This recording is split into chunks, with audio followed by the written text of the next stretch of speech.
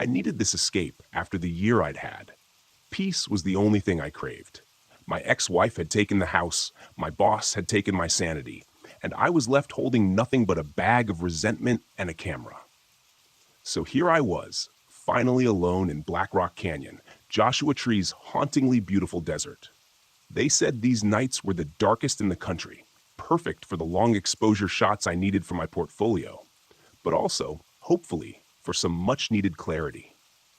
The sky was ink black, scattered with stars, and my RV felt like a fragile shell in this immense desert stretching out infinitely on all sides.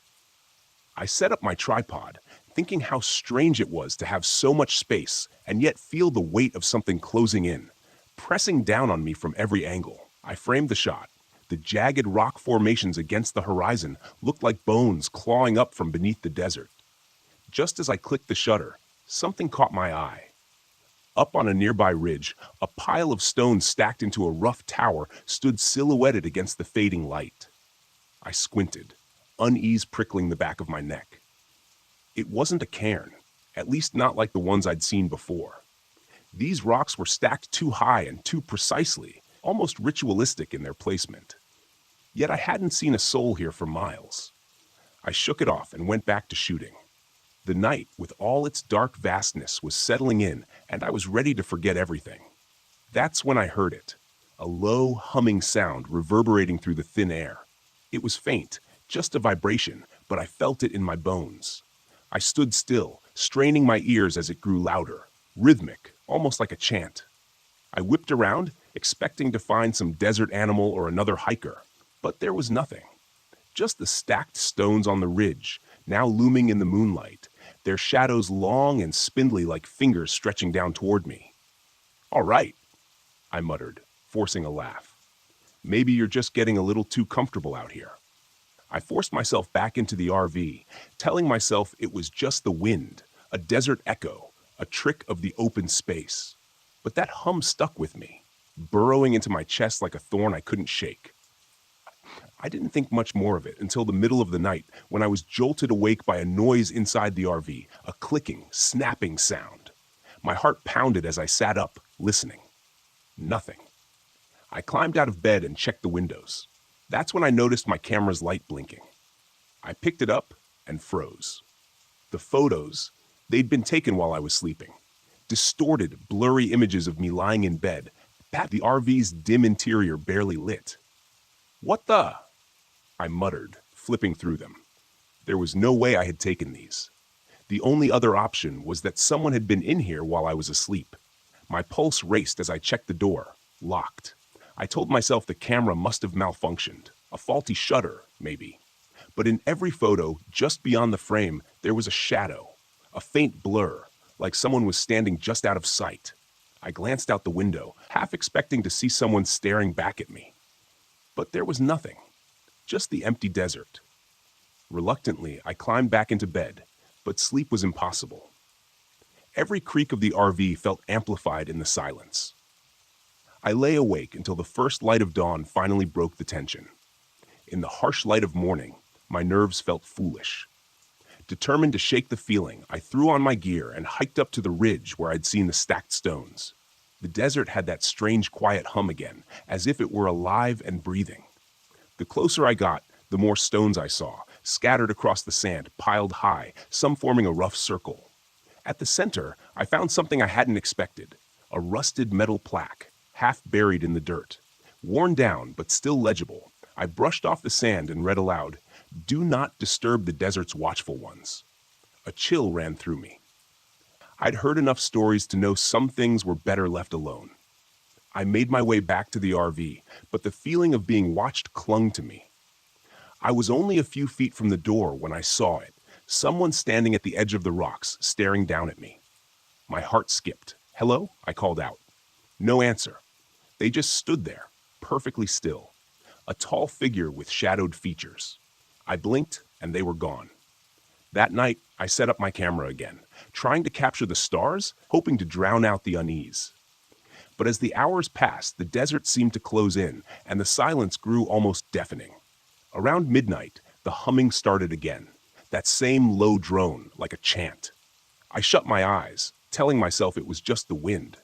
But when I opened them, something shifted at the edge of my vision. There it was again, that shadowy figure. This time closer, standing just beyond the reach of my headlights. Its features were obscured, but it was unmistakably human. I couldn't see its face, but I felt its eyes, cold and unblinking. "Who are you?" I shouted. No response. It slowly lifted a hand, pointing toward the ridge and the circle of stones. My mind screamed to stay in the RV, to lock the doors, but something inside me pushed back, a bitter voice whispering that I was here to face my demons, even if they were made of nothing more than shadow and sand. I stepped out, heart pounding, and aimed my flashlight.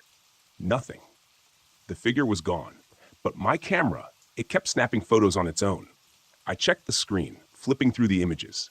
Each photo showed me standing in front of the RV, but behind me there was someone. A figure, grinning. Its face half-formed, almost human, but twisted as if made from sand and shadow.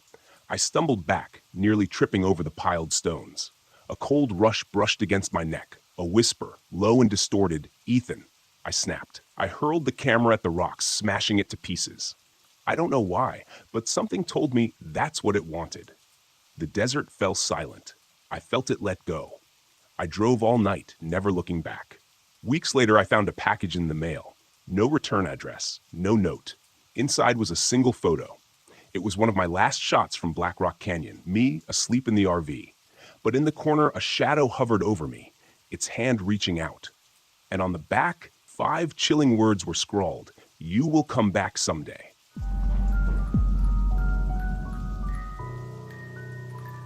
I came to Allegan National Forest to clear my head, to shut out the noise and rebuild myself.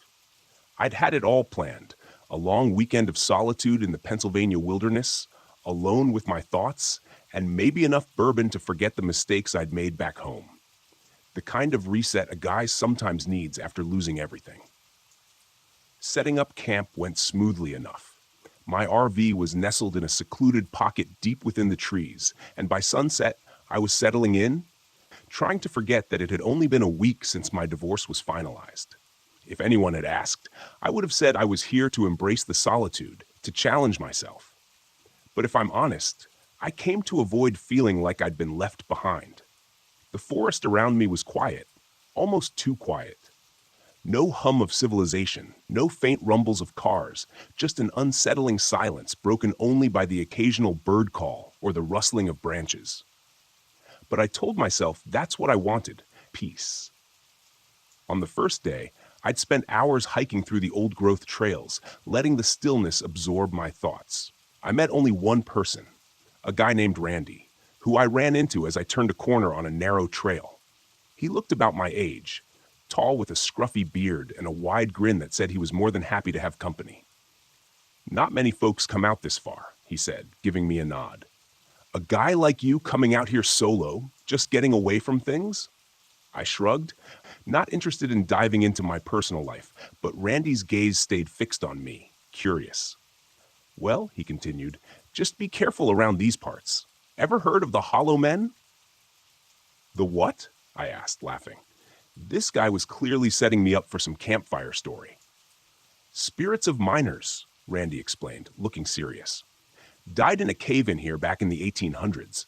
They say they linger in these woods, hollow shells trying to lure folks to their doom. Even some of the locals won't come out here alone." He must have seen my skeptical look because he chuckled, adding, "Laugh all you want, man. Just don't go answering voices out there. All right?"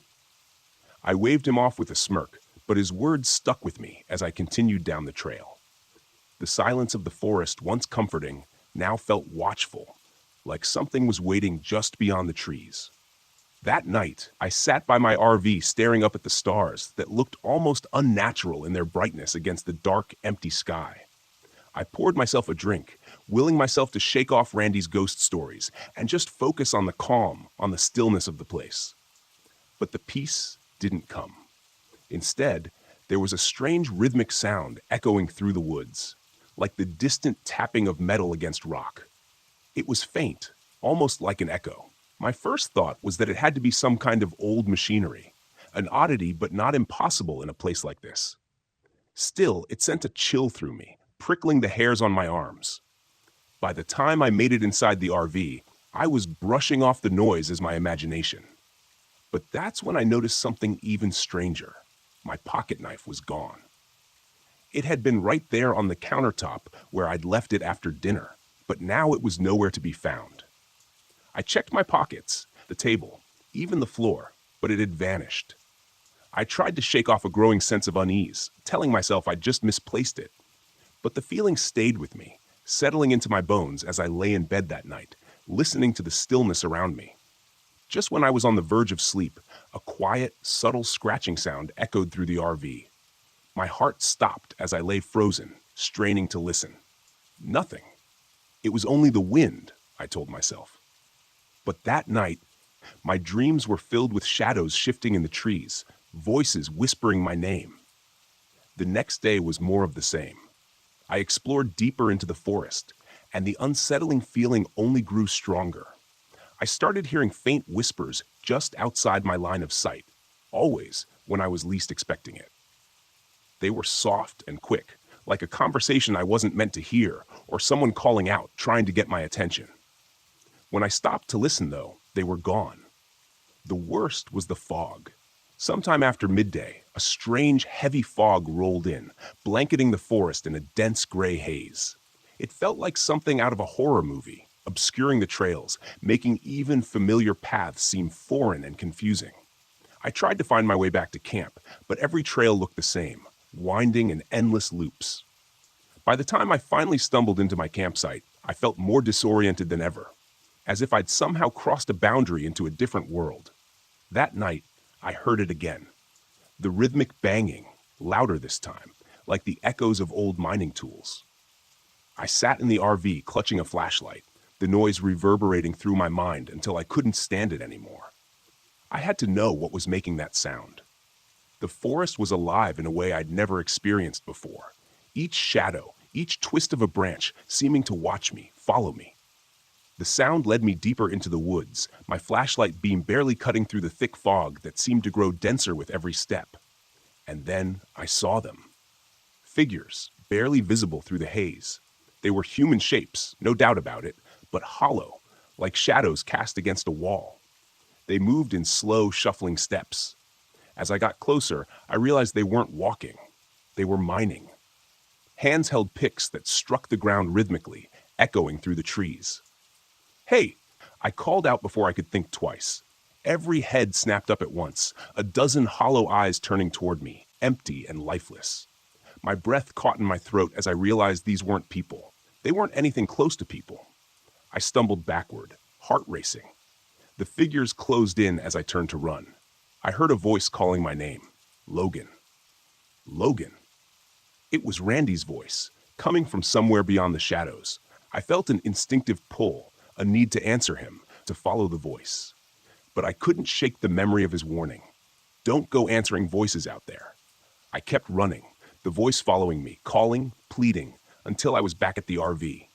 I slammed the door behind me, locking it, my breath coming in gasps as I stared out into the darkness.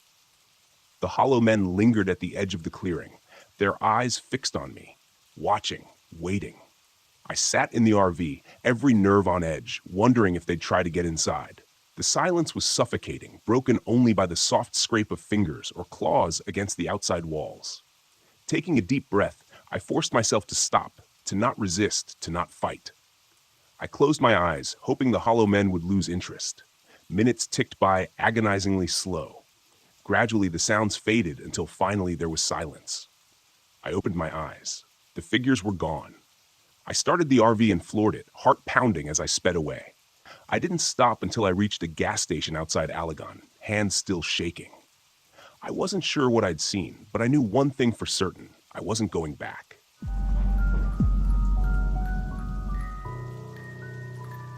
I needed this escape after the year I'd had. Peace was the only thing I craved. My ex-wife had taken the house, my boss had taken my sanity, and I was left holding nothing but a bag of resentment and a camera. So here I was, finally alone in Black Rock Canyon, Joshua Tree's hauntingly beautiful desert. They said these nights were the darkest in the country, perfect for the long exposure shots I needed for my portfolio, but also hopefully for some much-needed clarity. The sky was ink black, spattered with a smattering of stars, and my RV felt like a fragile shell in this immense desert, which stretched out infinitely on all sides. I set up my tripod, thinking how strange it was to have so much space and yet feel the weight of something closing in, pressing down on me from every angle. I framed the shot, the rock formations jagged against the horizon like bones clawing up from beneath the desert. Just as I clicked the shutter, something caught my eye. Something odd up on a nearby ridge, a pile of stones stacked in a rough tower, stood silhouetted against the fading light. I squinted, unease prickling the back of my neck. It wasn't a cairn, at least not like the ones I'd seen before. These rocks were stacked too high and too precisely, almost ritualistic in their placement. And yet, I'd seen no one here, not a soul for miles. I shook it off and went back to shooting. The night, with all its dark expansiveness, was settling in, and I was ready to forget everything. That's when I heard it, a low humming sound reverberating through the thin air.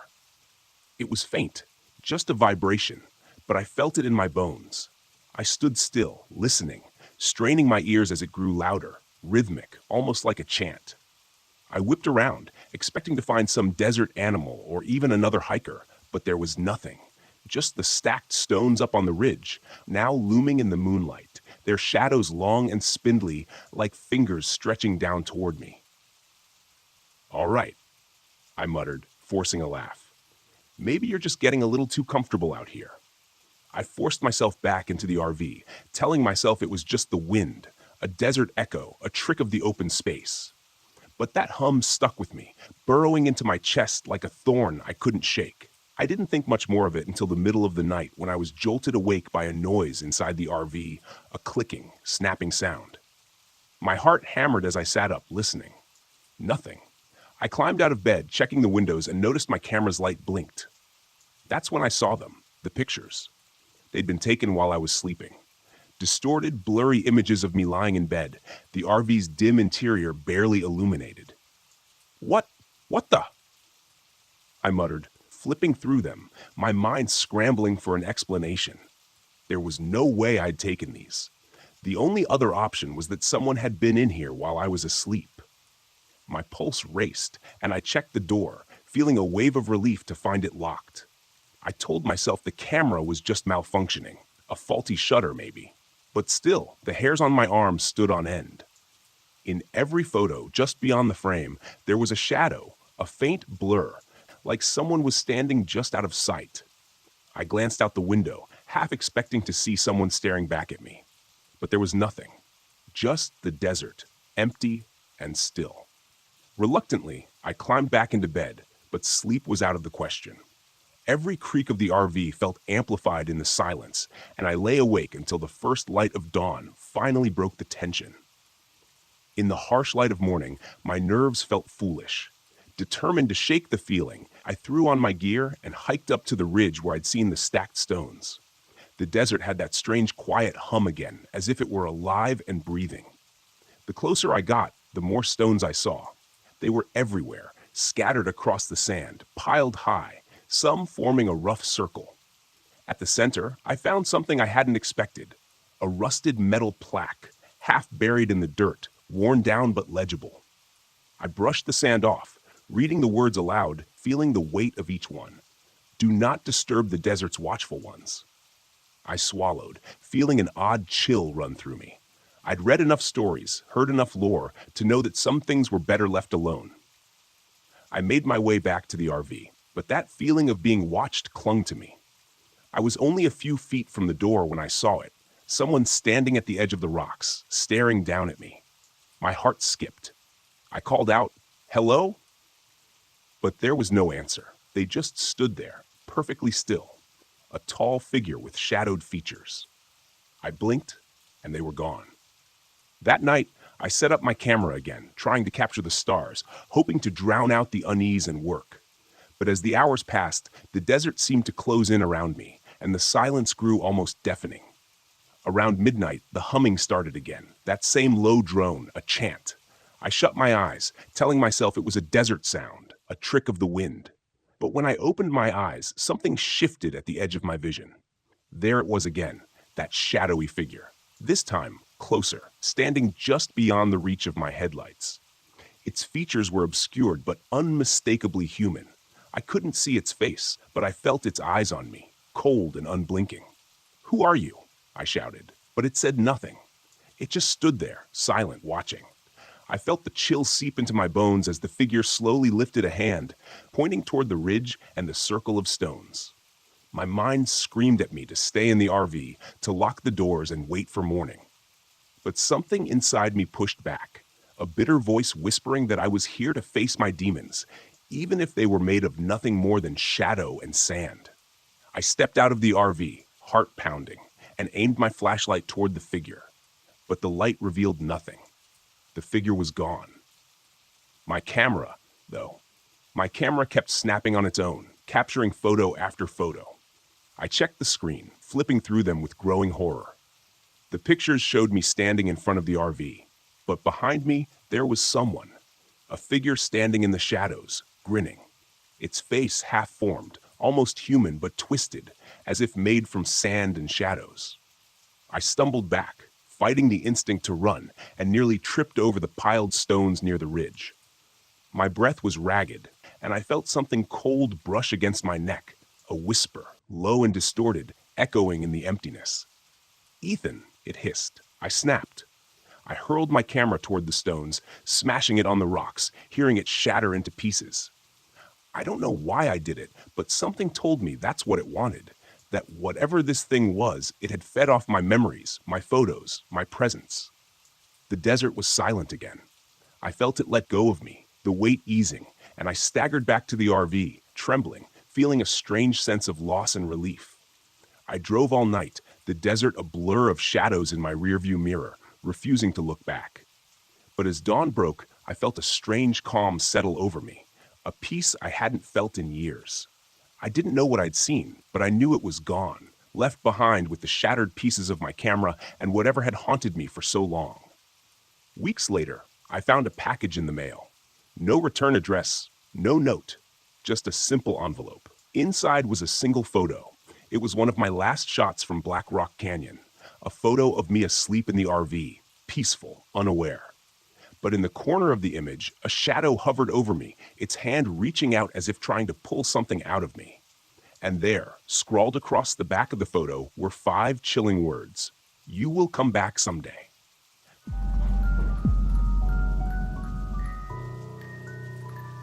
If you'd told me a week ago that I'd be clutching my best friend's arm, hiding from a shadow creature in the Utah desert, I'd have laughed.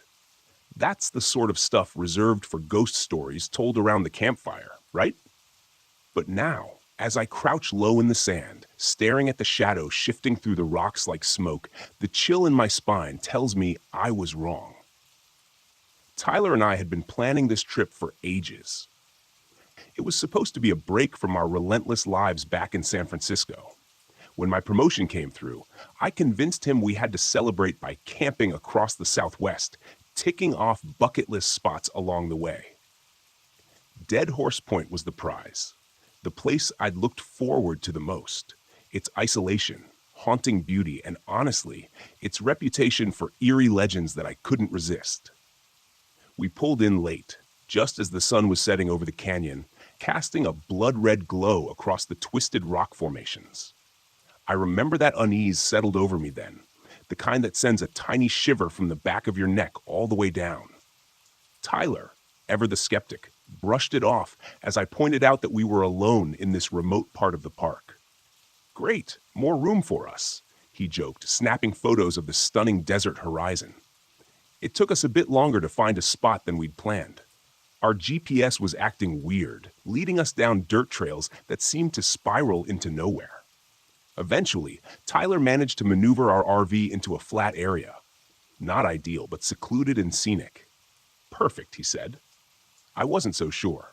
When we finally set up camp, the daylight had faded, leaving us bathed in the cold blue of twilight. I fiddled with our old portable radio, hoping to get some music to fill the silence, but the thing just crackled with static before sputtering and dying altogether. Tyler laughed, but I caught the way his eyes darted around the empty landscape. It felt almost oppressive, the way the land seemed to watch us. You and that ghost-loving imagination, Tyler teased, rummaging through his bag. Maybe it's a sign, or just Utah's finest weather. Ha! Very funny, I replied, forcing a laugh. But this place has stories, Ty. Have you heard of the Skinwalker? The what? He chuckled, turning to face me. Mia, are you seriously bringing up ghost stories? Not ghosts, exactly, I said, trying to hide how uneasy I felt. Skinwalkers are shapeshifters in Navajo legends. They can mimic people, even voices, to lure you away. People say they're evil spirits in human or animal form. Tyler looked at me with that familiar, infuriating smirk. Oh yeah? Then let's summon one here. Skinwalker! Skinwalker! Show yourself! I hissed for him to stop, but he just laughed and returned to the viewfinder on his camera, snapping photos of the canyon, now fully cloaked in darkness.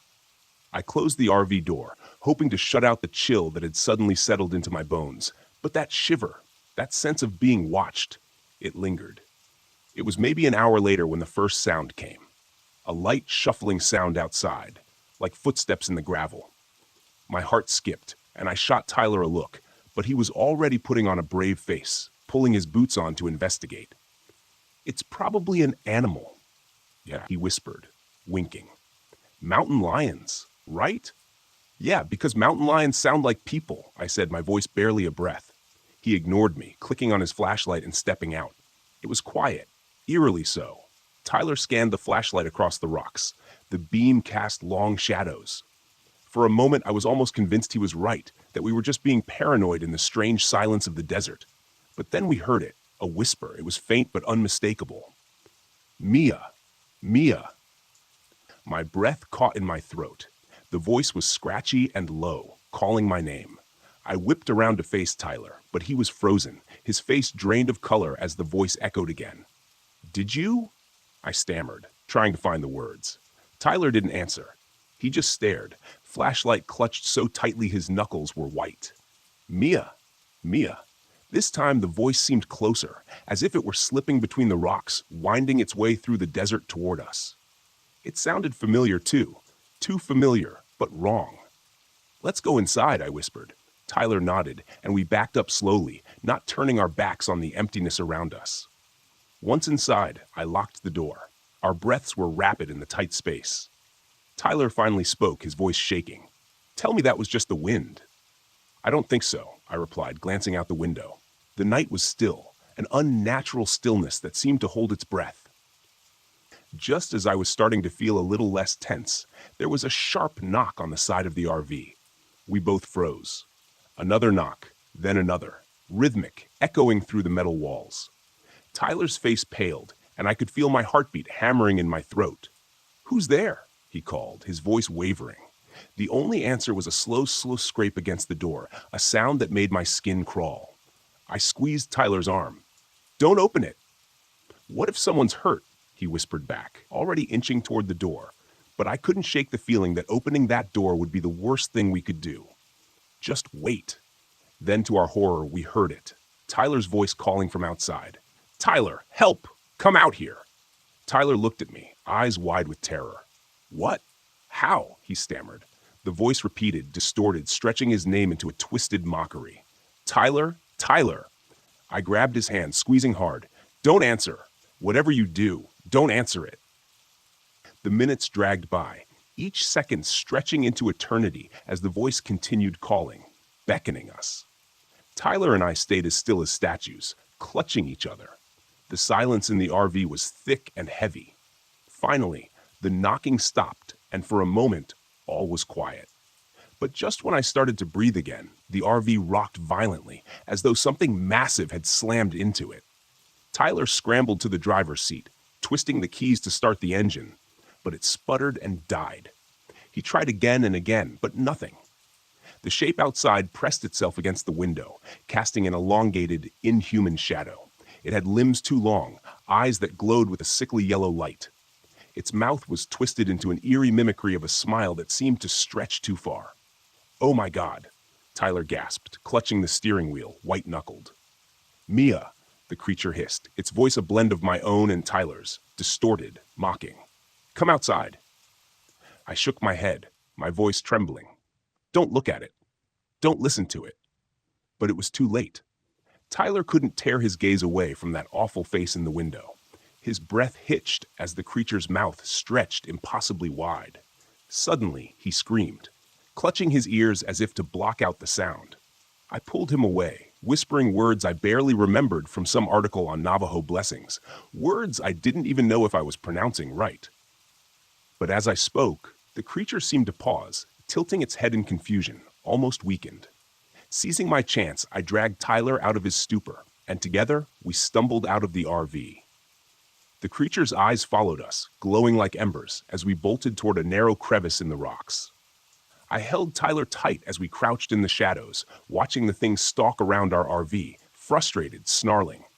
It hissed again, a guttural sound that sent shivers down my spine. Mia, you can't hide. Tyler's hand was clammy in mine, his breath shallow. Mia, what is that thing? A skinwalker, I whispered, my voice barely audible. It's feeding off our fear. Tyler squeezed my hand tighter. What do? We stay quiet and don't look it in the eyes, I murmured, remembering the warning. We wait. Time seemed to slow. The skinwalker circled the rocks, searching, stalking, its low growl echoing off the stone.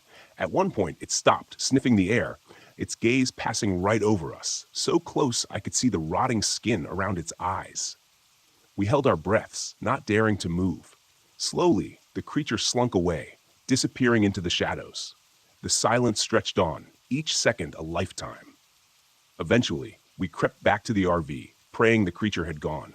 Tyler tried the engine again, and miraculously, it roared to life. Without a second thought, we sped down the road, the headlights cutting through the darkness as we left Dead Horse Point behind. By morning, we were back in Moab, dazed, exhausted, and shaken beyond belief. Tyler's arm was bleeding from where the creature had scratched him, and I had bruises from gripping him too tightly. We warned other campers, but no one believed us.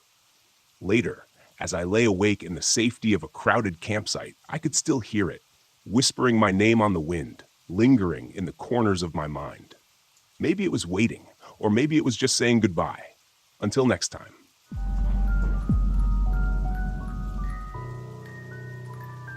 My legs were sore, and I could feel the sweat drying on my skin, chilling me in the early evening air as I fell down beside the fire we had just managed to coax to life.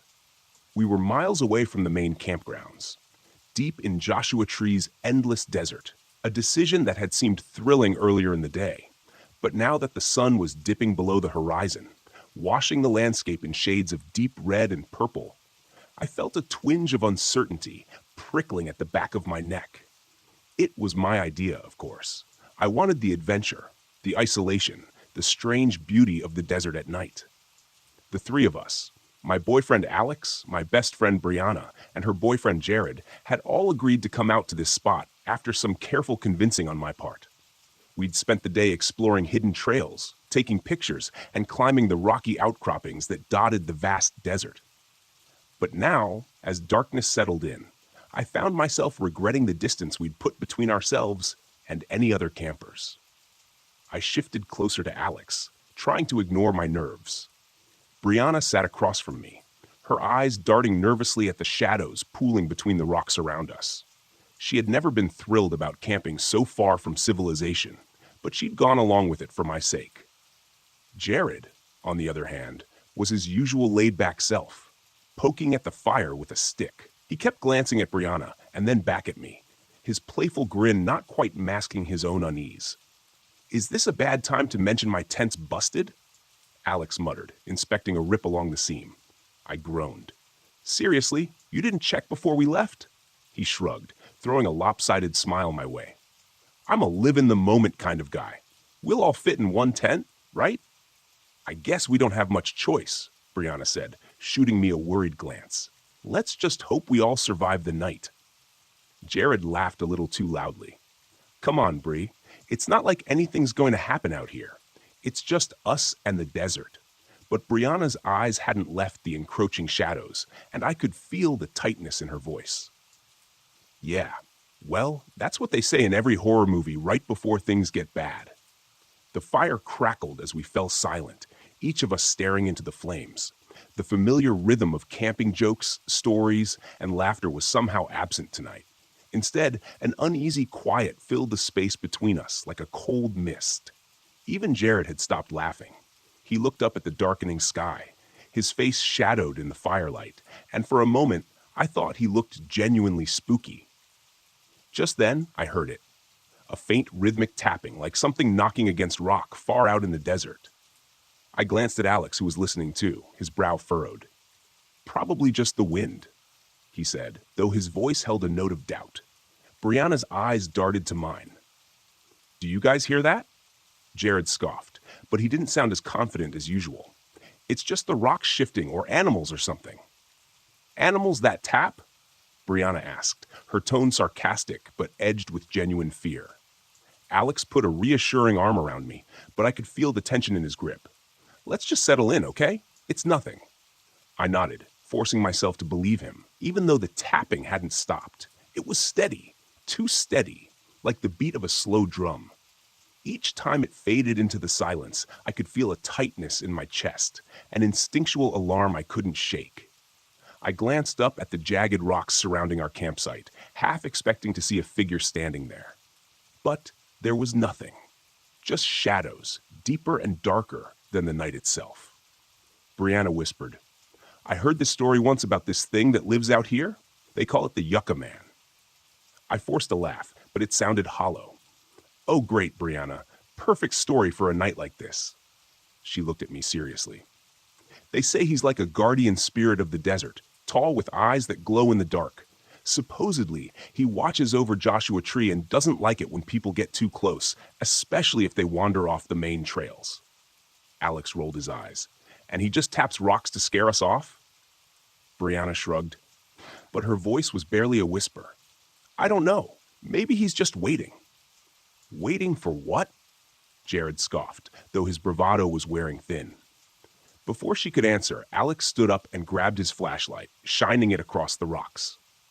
I watched as the beam illuminated the stark, twisted shapes of the Joshua trees, their shadows stretching and warping across the sand. Just as he moved the light, I saw it. A tall, dark shape standing motionless against the rocks. My heart stopped, and I felt Alex's grip on my hand tighten. Did you see that? He whispered. I nodded, my throat too dry to speak. The figure was gone as quickly as it had appeared, blending back into the darkness. Jared laughed nervously, breaking the tension. It's probably just a shadow, guys. You're all wound up for nothing. But even Jared didn't sound convinced. He picked up his flashlight, swinging it around as if he could somehow erase the eerie image from our minds. The tapping had stopped, leaving a thick, oppressive silence in its place. Brianna's voice was small. Can we just go back?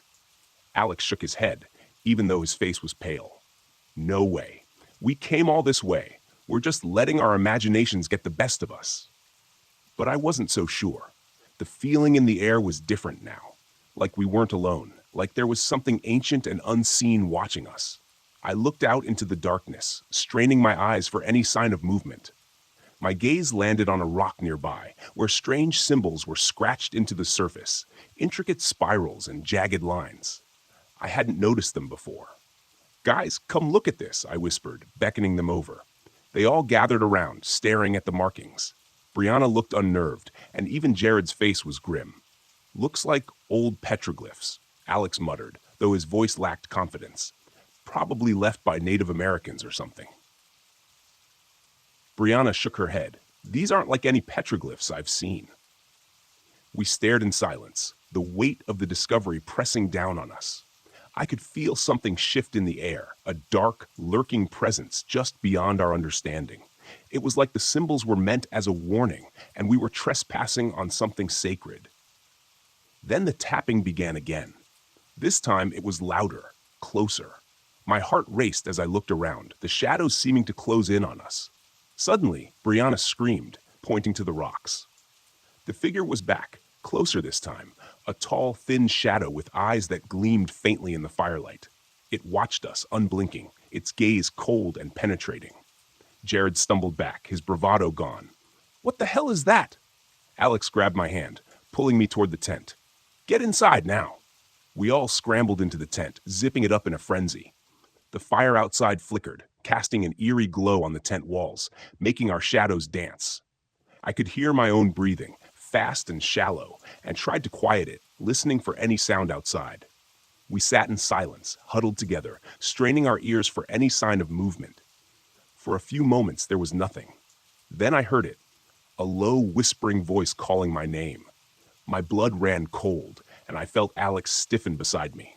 Mia, it was my own voice coming from outside the tent. I clutched Alex's arm, trying to keep myself calm, but inside I was shaking. The voice grew louder. Then I heard Alex's name, then Brianna's, then Jared's.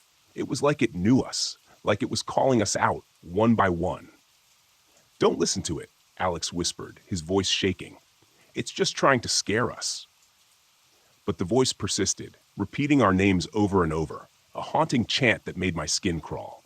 I could feel the fear thick in the air, an almost tangible weight pressing down on us. Suddenly, the voice stopped, replaced by a scratching sound, like nails dragging against the fabric of the tent.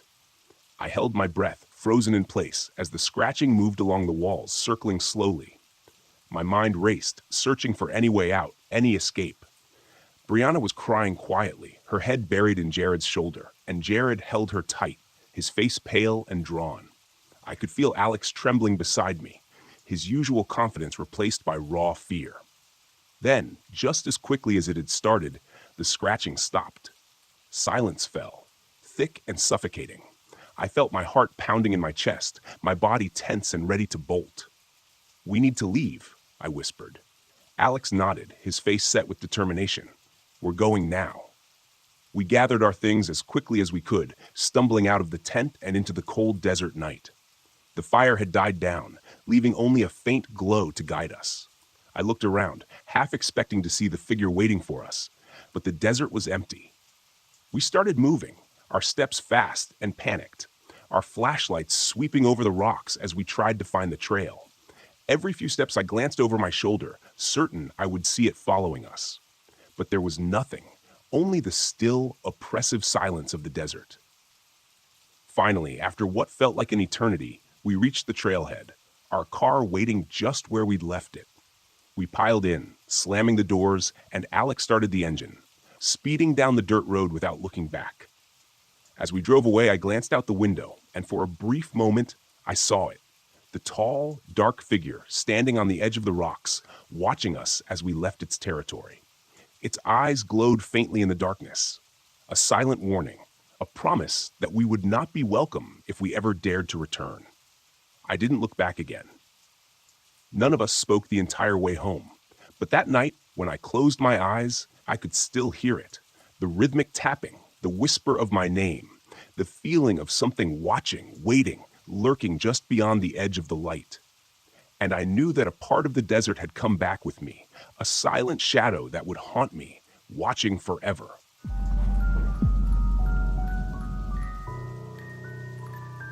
I didn't believe in ghosts, UFOs, or anything supernatural. I spent most of my career chasing down so-called paranormal phenomena and explaining them with cold, hard facts. That was my job, turning superstition into science, myths into measurable data. The Brown Mountain Lights? They were just another mystery waiting for a rational explanation. That's what I told myself as I drove my RV up the winding roads of Pisgah National Forest. The thick trees closed in on either side. The air was crisp, and autumn leaves scattered across the path. There was a quiet stillness that made the world feel far away. I should have felt calm, excited even. But as the sun began to sink behind the distant ridges, leaving the forest bathed in shadow, I felt something else. Tension. Shaking it off, I parked the RV at the remote campsite I'd scouted. This was supposed to be a solo trip, a few days to get up close and personal with the Brown Mountain Lights, interview locals, take readings, and prove once and for all that the lights were nothing more than atmospheric conditions or optical illusions. I had all the gear I'd need, high-resolution cameras, thermal scanners, EMF detectors, the works. I wasn't expecting to find anything supernatural, just an anomaly. And anomalies had explanations. But the moment I stepped out of the RV, a chill ran through me. The trees rustled softly, as if whispering some secret I wasn't meant to hear. Focus, I muttered to myself, dragging my gear out and setting up the cameras, angling them toward Brown Mountain Ridge. I had a perfect view of the ridge from my campsite, miles away, but clear in the distance. That's where the lights were supposed to appear. By the time I was fully settled in, I was sitting outside the RV, bundled in a jacket, sipping coffee, and staring out into the dark, waiting. The forest was eerily silent, no birds, no wind, nothing, just stillness. Then, around midnight, I saw them. At first, they were faint, flickering, small orbs of light hovering just above the ridge. I squinted, adjusting the focus on my binoculars.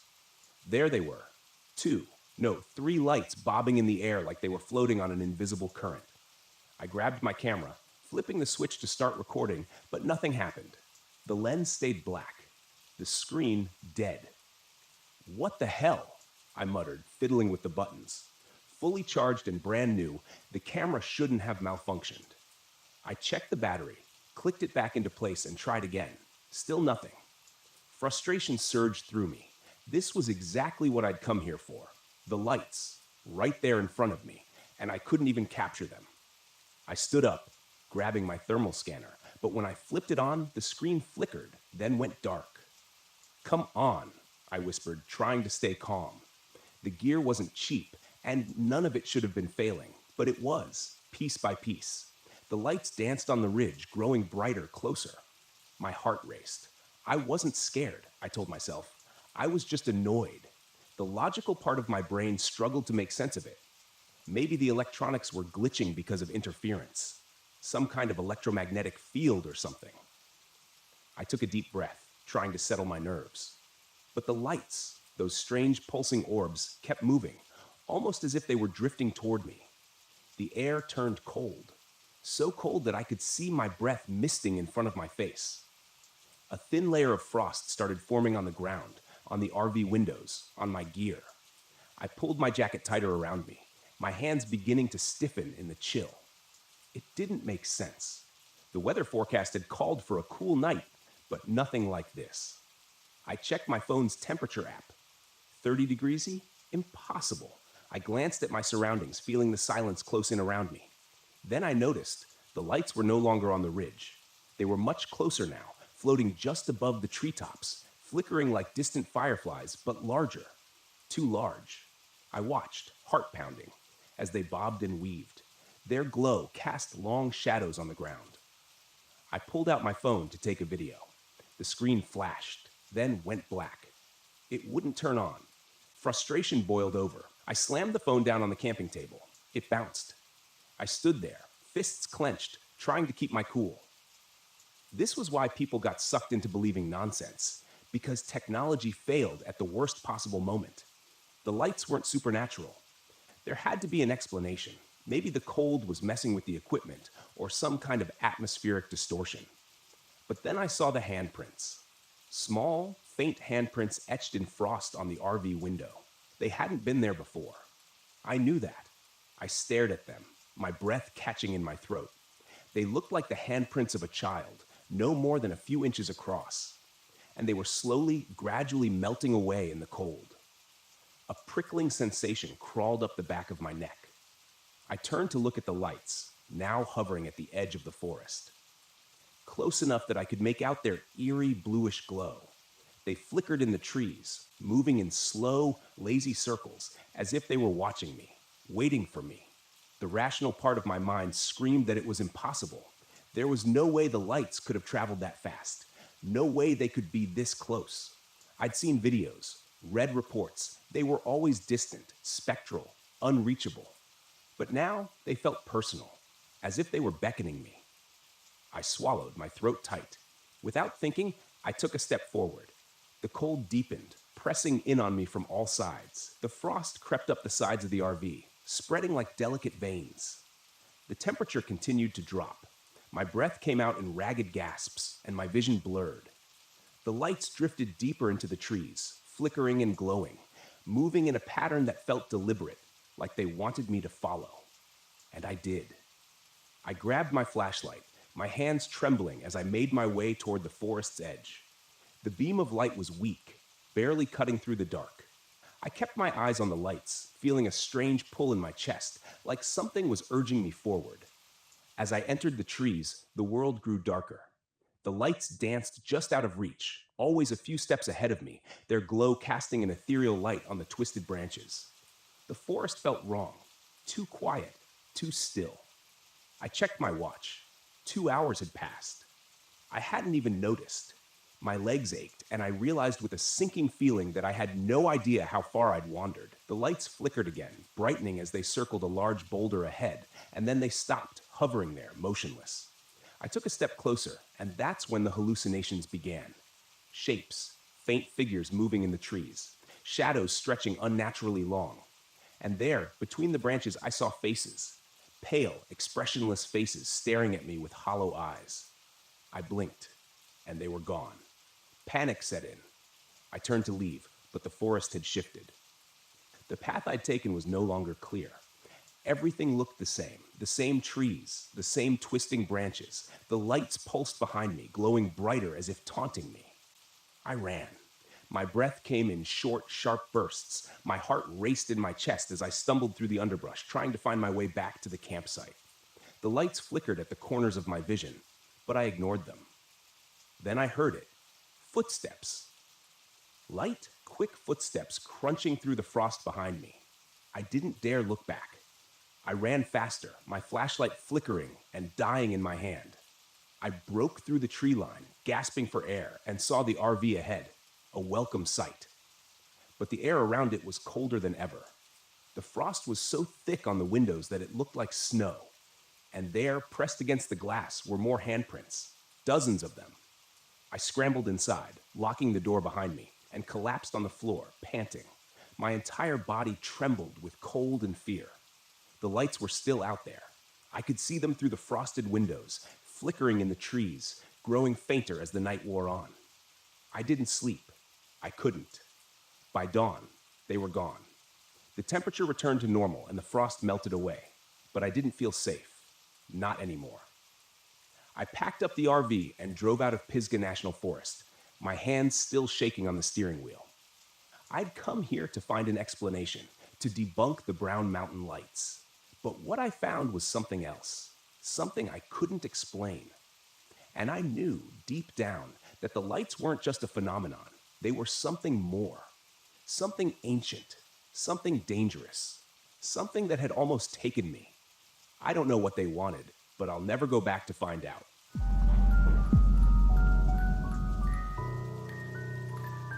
It had been 4 months since the divorce was finalized, and I was still trying to wrap my head around it. The life I had imagined, the woman I thought I would grow old with, it was all gone. That's why I decided to take the RV out to Mount Hood National Forest for a long weekend. I needed to get away from everything. No people, no reminders, just me and nature. My therapist said it would be good for me to clear my head and reconnect with something that didn't remind me of failure. Honestly, I didn't know if it would work, but I had to try something. If I stayed home, I would have just drowned myself in the silence of my empty apartment. This trip, I told myself, would be different. I could handle the quiet out here. I arrived in the late afternoon, pulling the RV into a spot near Timothy Lake. It was a beautiful area. Tall Douglas firs surrounded the lake like silent sentinels, the water reflecting the sky like a mirror. There were no other campers nearby, which was exactly what I wanted: solitude. I parked, shut off the engine, and took a deep breath. The air was cool, crisp, with that faint scent of pine needles. Perfect. For a moment, I thought I could finally breathe again. After setting up a small campfire, I sat back in my foldable chair, staring at the fading light over the mountains. The only sound was the crackle of the fire and the occasional rustle of leaves in the breeze.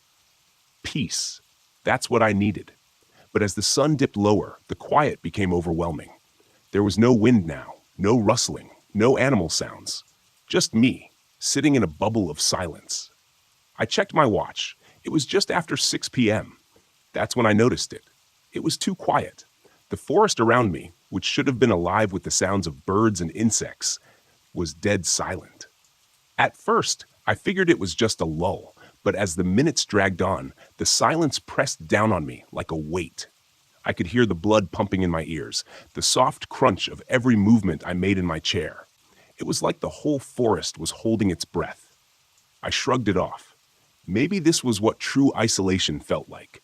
No noise, no distractions, just me and my thoughts. But then, out of the corner of my eye, I saw movement between the trees. It was subtle, a shadow slipping between the trunks, just far enough away that I couldn't get a good look. I froze, squinting into the woods. The firelight flickered, casting long shadows that played tricks on my mind. I scanned the tree line, waiting for the shadow to return, but saw nothing. The trees stood still, their branches unmoving in the dead air. Must be a deer, I muttered, forcing myself to relax. The wind picked up briefly, rustling the leaves. I sighed, relieved to hear some kind of noise again. I grabbed a few more logs and threw them onto the fire. The crackling wood was comforting, a reminder that I wasn't completely alone. I told myself I was just on edge from being out here, alone, with too much time to think. After eating a quick meal, I decided to call it an early night. The silence was getting under my skin, so I climbed into the RV, locked the door behind me, and settled into the small bed in the back. My phone had no signal, of course, but I wasn't planning on talking to anyone anyway. I lay there, staring at the ceiling, trying to let my mind go blank, but the silence didn't let me rest. The RV was soundproofed, but even then I felt like something was missing. No crickets, no owls, nothing, just the absence of sound. I felt trapped inside my own head. Every little shift of the mattress or rustle of my blanket amplified in the quiet. Eventually, I drifted off. Sometime in the middle of the night, I woke up with a start. I wasn't sure why at first. There hadn't been any loud noises or nightmares, just silence. But something was wrong. My skin prickled with unease. I sat up, rubbing my eyes, and glanced around the RV. The windows were fogged up, and the air felt heavier, somehow oppressive. I heard something outside. No, that wasn't right. I heard nothing outside. I swung my legs out of bed and stood, listening closely. It was the strangest sensation, like my own breathing was distant, muffled, as though I wasn't entirely in my own body. I moved toward the window and wiped away some of the condensation with my sleeve, peering into the blackness beyond the RV. For a long time, I saw nothing, just trees and shadows, and then movement. This time, I was sure. A figure stood at the edge of the clearing, just barely visible in the moonlight. Tall, unnaturally still, like it was waiting for something. My heart leapt into my throat as I strained to see more clearly. It didn't move, just stood there watching. "Hello?" I called, my voice shaky. The figure didn't respond. I backed away from the window, heart pounding, my mind racing. Was it another camper? Some kind of ranger? No, there was no way anyone would be out here this late without a sound. I checked the door. It was still locked. Good. But I felt exposed, vulnerable, knowing that whatever was out there was watching me. I grabbed the flashlight and shined it out the window, sweeping the beam across the clearing. The figure was gone. Just like that. Vanished. As if it had never been there. The next morning, the forest was still eerily quiet. No birds, no animals, just the constant oppressive silence. I tried to shake off the unease from the night before, but it clung to me like a wet blanket. I told myself I was just paranoid, that the solitude was messing with my head, but something about the way the air felt today, something was off. I decided to take a short hike to clear my mind, hoping that getting out of the RV would make me feel better. But as I ventured down the trail, that feeling of being watched grew stronger. Every few minutes, I'd glance over my shoulder, expecting to see someone or something behind me, but the trail was empty. That's when I saw it again, a figure, this time in the distance, standing between the trees just off the trail. It was the same one from last night, tall, gaunt, and still. My heart hammered in my chest as I squinted, trying to make out more details. But before I could move, it slipped behind the trees and disappeared. I ran toward the spot where I'd seen it, my boots pounding against the damp earth. When I reached the trees, there was nothing. No footprints, no broken branches, nothing to show that anyone had been there at all. I stood there, catching my breath, feeling the silence pressing down on me like a vice. That's when I noticed something strange. The forest around me was completely still. Even my footsteps had stopped making noise. I stopped my boot on the ground, but I heard nothing, not even the crunch of leaves beneath my feet. Panic surged through me. I clapped my hands together. Nothing. No sound. My breathing was shallow, frantic, but it was like I was listening to it from far away. The world had gone completely, impossibly silent. And then I saw them. Not just one figure, but several, moving between the trees. Their bodies blended with the shadows. They were everywhere, circling me in complete silence. My heart raced, but I couldn't hear it. I couldn't hear anything. I ran. I didn't know where I was going, just that I needed to get away. My legs felt heavy, every step muted, like I was running underwater. The forest shifted around me, the trail disappearing into the thick fog that had rolled in, disorienting me further. Somehow I made it back to the RV. I slammed the door shut, locking it, my breath coming in ragged gasps, but still no sound. I grabbed my phone, hoping to call for help, but it was useless. The screen flickered, the GPS spinning in circles. I was trapped. For the next few hours, I stayed inside the RV, pacing back and forth, trying to calm myself down, but the silence never lifted. I couldn't even hear my own thoughts anymore. Just the crushing weight of nothingness. And then, as the light began to fade, I saw them again. The silent ones. They were standing in a circle around the RV, their faces blank, their eyes hollow. There were no features, no mouths, just smooth skin where their faces should have been. They stood perfectly still, watching me through the windows, their bodies unnervingly thin and elongated. I banged on the windows, screaming, but of course, no sound came. They didn't flinch, didn't move. They just stared, waiting. Desperation clawed at me. I couldn't stay here. I needed to leave, but the RV wouldn't start. Every time I tried, the engine sputtered and died, as if something was draining the life out of it. I grabbed a flashlight and opened the door, stepping outside. The silent ones didn't move, didn't react. But as I walked toward them, the air grew colder, the silence even more oppressive. My footsteps made no sound. My breathing was barely there. I felt a hand on my shoulder and spun around, expecting to see one of them behind me. But there was nothing, just the fog swirling around me and the figures waiting in the distance.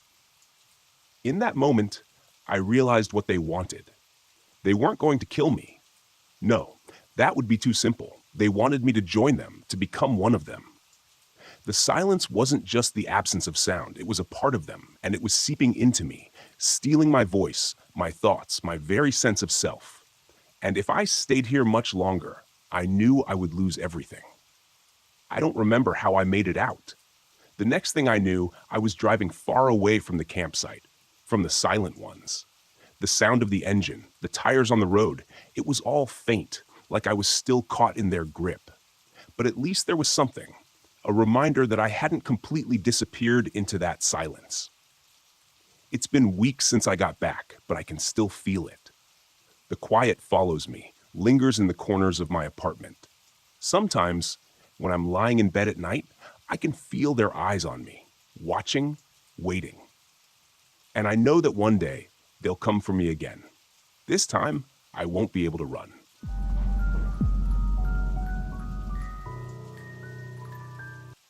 My name is Jacob Johnson, and this happened back in 1996 out near the ragged coastline of Maine. I had this idea of finding some peace, so I borrowed my uncle's RV for the summer, thinking I'd get some fresh air, recharge from life. I figured I'd get in some solo time, a few fishing trips, some quiet nights. That's how I ended up at a park near Black Harbor, a little nowhere town that didn't even get cell reception back then. This wasn't a famous national park or even one of those scenic overlooks that people make pilgrimages to. It was just woods, rough and thick, fading into a rocky coastline that nobody seemed to care about. I was a few days into my quiet escape, living off canned beans on a half-empty propane stove that hissed with a little too much attitude for my taste. The most exciting part of my day was waiting for the rain to pass so I could take out my fishing rod. I didn't expect much more than sea salt air and seagulls. It was halfway through my fourth day sometime in the late afternoon, that I heard what I figured must be kids from the local town messing around. The voices were faint, echoing through the woods in some distant way that made it hard to place them. I thought about walking down to see what was going on, maybe throwing a rock or two to scare them off if they got too close, but I didn't think much of it. By evening, though, something had shifted. I heard footsteps, not the quick, careless crunch of sneakers, but deliberate, slow steps. I was in the RV, scratching down a grocery list of things I'd need on my next trip back to town when I caught the sound. It was steady, creeping up around the corner of the RV. It hit me that I hadn't seen another soul out here since I'd arrived, and that didn't sit right. I mean, who comes out to this kind of place aside from someone with a taste for quiet or trouble? I kept still, waiting for the person to pass or show themselves, but there was only the slow, shuffling drag of footsteps. I tried to listen for the sound of multiple feet or voices, but it was dead silent except for that single shuffle. Against my better judgment, I opened the RV door and stepped outside. Nothing, just trees swaying in the evening light. But my instinct told me to keep quiet. I could still feel something out there, hiding. The kind of presence that prickles the hair on your neck and makes you regret stepping out of safety. I stayed there, scanning the tree line, listening. I almost thought I'd imagined it until I spotted something strange, half hidden between the trees, a figure, still as stone, facing away from me. The guy looked like he was part of the forest itself, cloaked in grime, with torn, mud-stained clothes hanging off him like a loose second skin. He didn't move. He didn't breathe. Just stood there, as if rooted to the ground. Now, I don't scare easy, but something about this man felt like a bad omen. I cleared my throat, thinking maybe he was some lost hiker or drifter, but he didn't flinch, didn't even look at me. Finally, I called out something casual, like asking if he needed directions. Still nothing. After a long moment, he turned, slow, like he was trying to remember how to move. His face was something I'll never forget, but not because it was scary exactly. It was hollow, if that makes any sense. This blank expression, like he'd forgotten what it meant to be human. He took a step forward, just one, like he was testing the ground. I backed up so fast I almost tripped. I tried to laugh it off, told myself he was just some messed up camper, but the way he looked at me, it was like he wasn't looking at me at all, just through me. I ducked back into the RV, my heart racing, and locked the door. It felt stupid, locking up, but something about him felt off, like he wasn't just some regular guy lost in the woods. I figured he'd wander off, but minutes later, I heard him shuffling again, this time closer to the RV. I looked out the window and saw him standing right there, not more than 10 feet away. His face twisted into this deadpan stare that sent a chill down my spine. Then came the whispering. Low, muttering sounds, barely audible, like he was talking to someone only he could hear. At first, I thought he was addressing me, but then I realized he wasn't looking at the RV at all. His head tilted, and he mumbled something about payment and lost souls. The words were scattered, fragmented, like someone trying to piece together a broken sentence. I sat there watching him, my heart pounding so loud I thought he'd hear it, but he just kept muttering, almost in a trance. At that point, I was just about ready to pack it up and find somewhere else to park. I reached for my bag, ready to throw some stuff together, when the RV suddenly rocked. I heard metal groaning, and something slammed into the side with a force that shook the whole rig. I was paralyzed for a second, gripping the edge of the table as the guy outside went silent. All I could hear was his breathing, loud and ragged against the thin walls of the RV. I heard a scratching sound, nails or something, scraping along the side, followed by a soft thud, as if he was testing the edges, feeling out the RV like it was some sort of animal he was trying to corner. I kept still, my back pressed against the wall, listening to every sound. I'd never felt fear like that. This primal kind of terror that kicks in when you realize you're trapped. The scratching stopped, and in the silence that followed, I heard the distinct sound of footsteps receding. I took a breath, thinking maybe he'd finally left, but then I smelled something foul. It was a metallic, rotten scent that crept through the vents, filling the air inside with a stench so bad it turned my stomach. I gagged, covering my nose, and nearly bolted for the door. Before I could, I heard him speak again. His voice was low and guttural this time. He muttered louder, "Must be paid." I froze, not sure if he was talking to himself or if he was giving some kind of twisted warning. Either way, I wasn't sticking around to find out. I grabbed my bag and edged toward the door, every instinct screaming at me to get out of there. I took a quick look through the window and saw him walking away, his figure disappearing into the trees. I bolted, taking off through the woods in the opposite direction. The sound of his footsteps echoed somewhere behind me, and for a moment, I thought I could hear him muttering again. I didn't look back. I didn't stop until I'd cleared the tree line and hit the gravel road. My feet ached, and my lungs burned, but I didn't care. I just kept running, putting as much distance as I could between me and that place. Hours later, I found a small gas station by the highway and told the cashier everything. He gave me this look, like he'd heard it before, then mumbled something about an old man who'd gone crazy years ago, back when the town was still booming. He said the guy used to wander the woods, talking to himself about debts and payments, claiming to be some sort of collector. Local legend had it that he went mad after his family drowned in a storm. The story was that he'd gone feral, taking to the woods, driven by some twisted sense of revenge or justice. I don't know if I believe in all that. All I know is that I saw him, heard him, and every time I think of that muttering, "Debt must be paid," I feel a chill that doesn't fade. I don't know who he thought I was or what debt he imagined I owed, but I'll tell you one thing. I'm never setting foot near Black Harbor again. Some debts you just don't pay.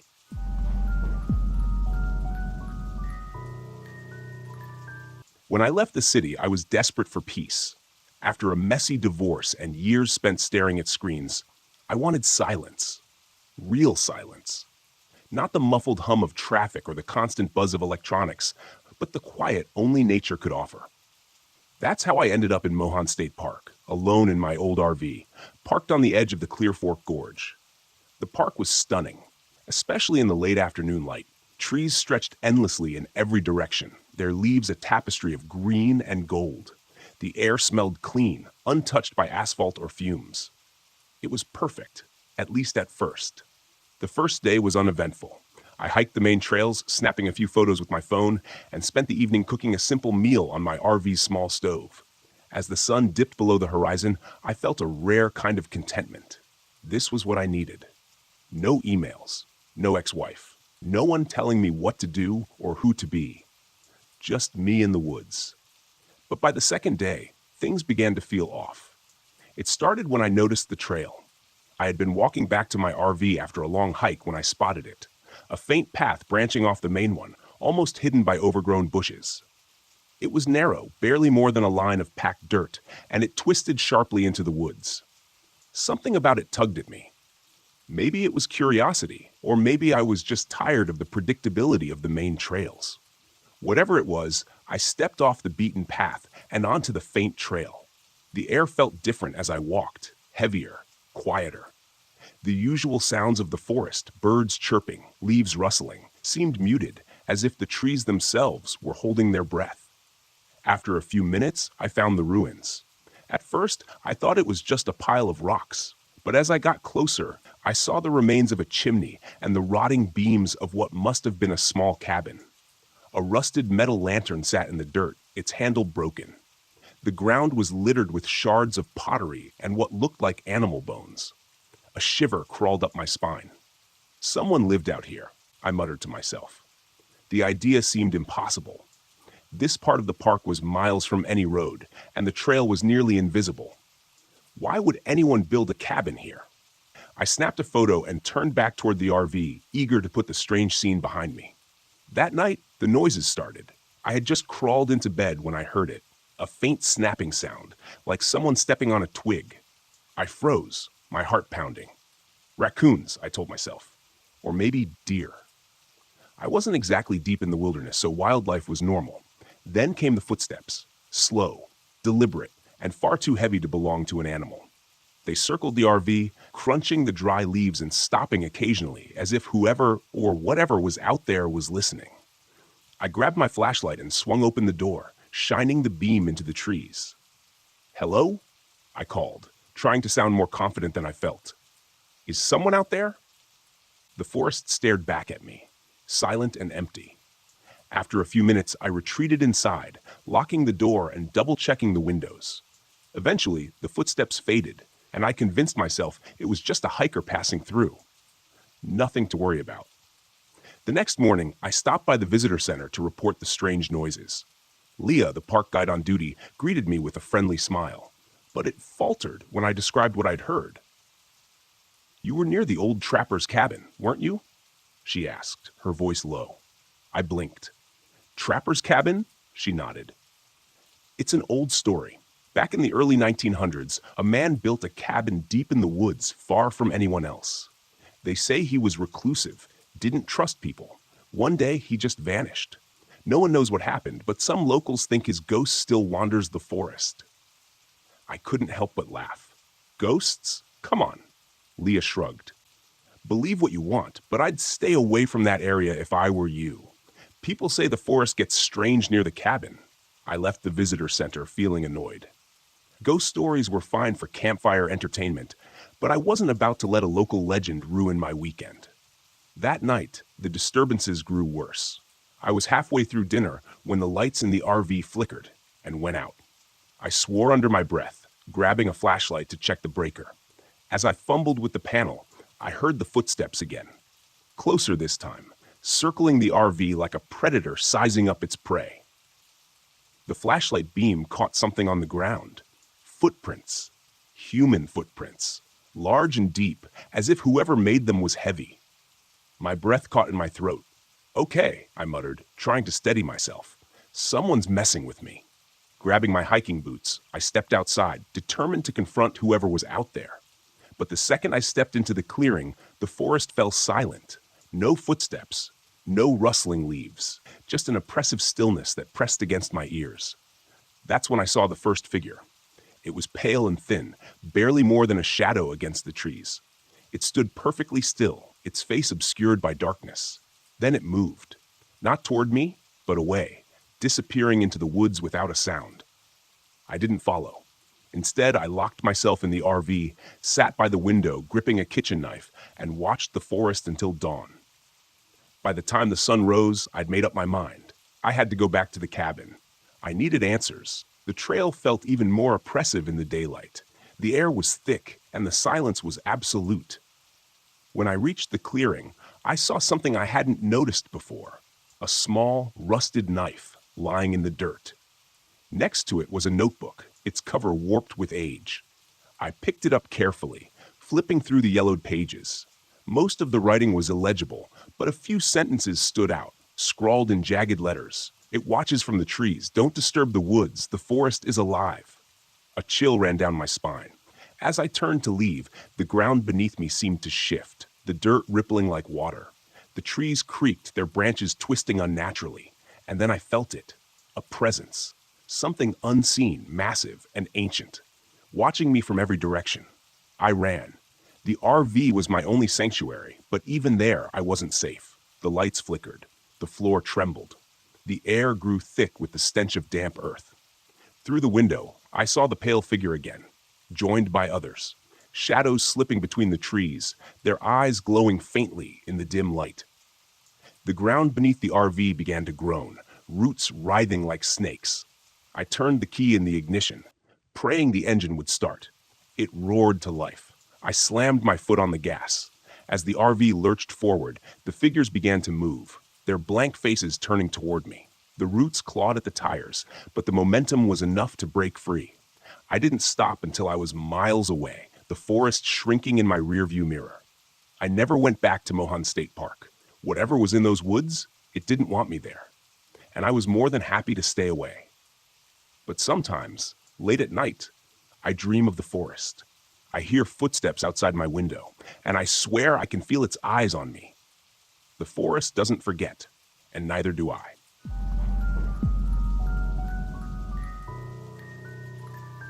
My name is Noah Brown, and I'm 36 years old.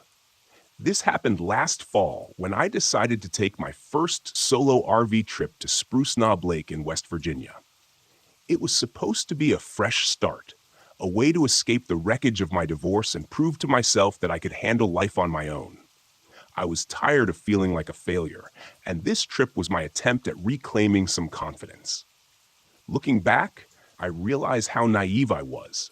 The forest doesn't care about your pride. I pulled into the campground late in the afternoon. The drive had been longer than expected, thanks to winding mountain roads and a temperamental GPS that insisted I make turns onto non-existent paths. Spruce Knob Lake lay in a valley, surrounded by dense forest, the kind of place that felt untouched by time. Before heading to the lake, I stopped at a small gas station on the edge of town to fill up and grab a few snacks. The attendant was an old woman with gray hair pinned in a tight bun. Her eyes had the kind of intensity that made you feel exposed. "Heading to Spruce Knob, huh?" she asked, her voice raspy. "Yeah," I said, forcing a smile. "A couple of days by the lake should be peaceful." Her expression darkened. "Don't go wandering the woods after dark, and if you see a lantern, you turn the other way." "A lantern?" I chuckled nervously, hoping to break the tension. "I'll keep that in mind." But as I drove away, her words lingered in my mind. By the time I reached the campground, the sun was dipping below the tree line. I parked the RV near the edge of the lake and set up a basic campsite. My gear was minimal: a rented stove, a secondhand flashlight, and a cheap folding chair that creaked every time I shifted my weight. It was quiet. Too quiet. The kind of silence that makes you hyper-aware of every small sound.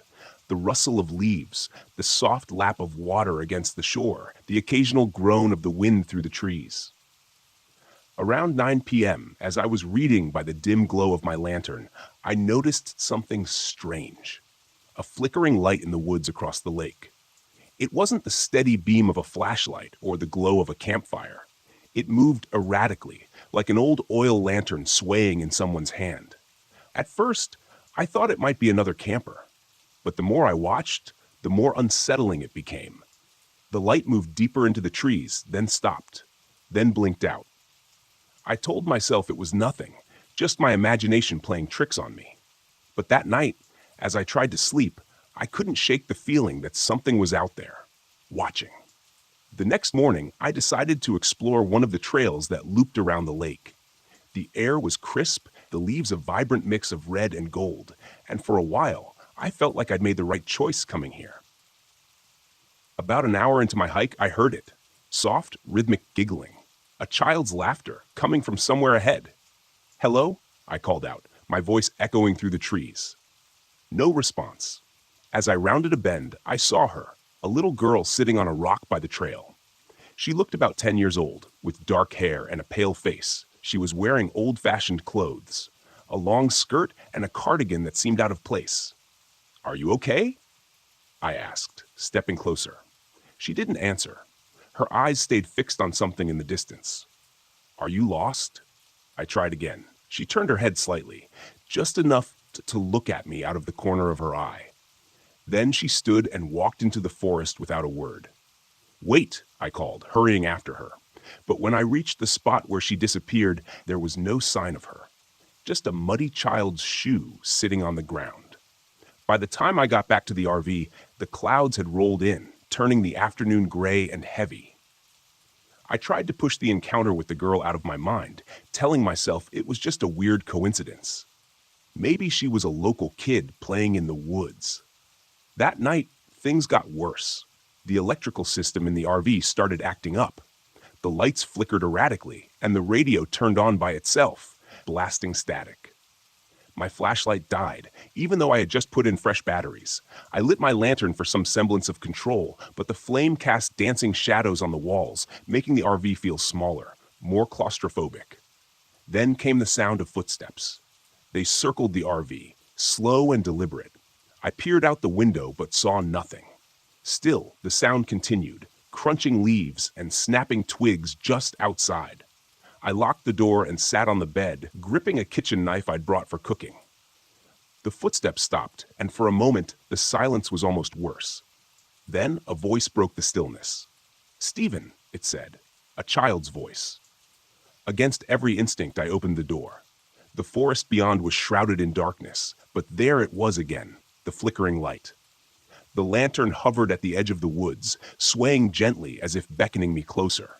And then I saw her, the little girl, standing beneath the light.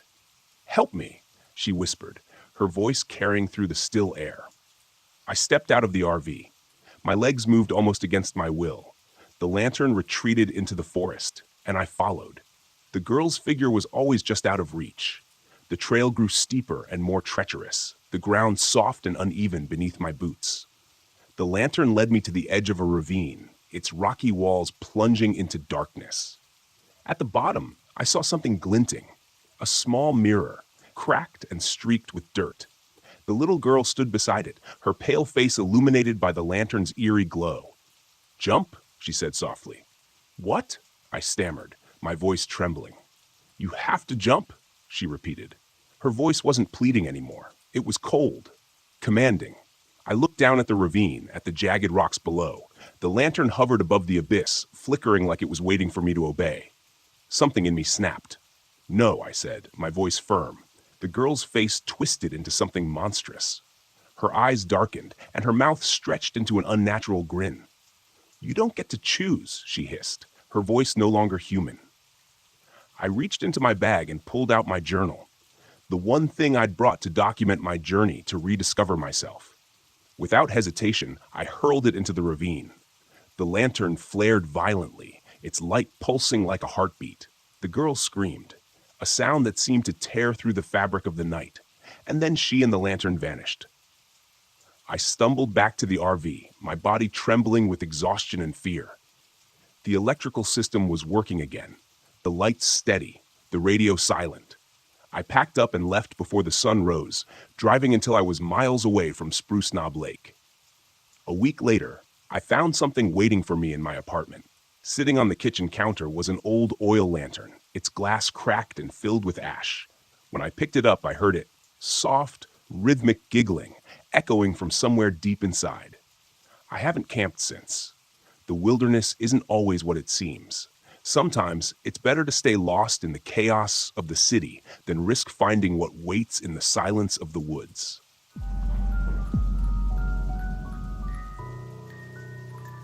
My name is James Stevens, and this happened to me back in 2002 while camping in Mount Rainier National Park. I'd borrowed my cousin's RV for the first time. He said I was due for some real scenery therapy, as he called it, away from the stress and noise of the city.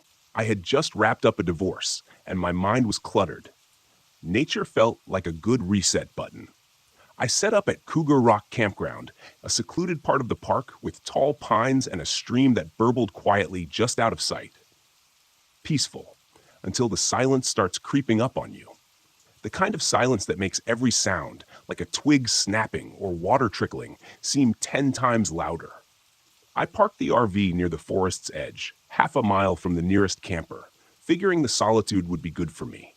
Less human interaction, more time staring at clouds and mountains. Around mid-afternoon, I met another camper. His name was Russell, an older guy with a scraggly beard and a perpetual frown. He told me he'd been camping there for years, always alone. He said he liked the solitude, the natural rhythm of the place, whatever that meant. He had this rough way of talking, every word thick like he was chewing on gravel. Friendly enough, though, and I thought it was kind of nice to have a fellow loner around.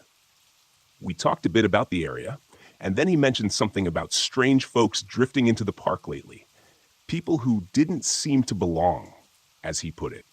I shrugged it off, but I did notice that Russell's campsite was a mess, with empty cans and old camping gear scattered around like he'd set up for the long haul.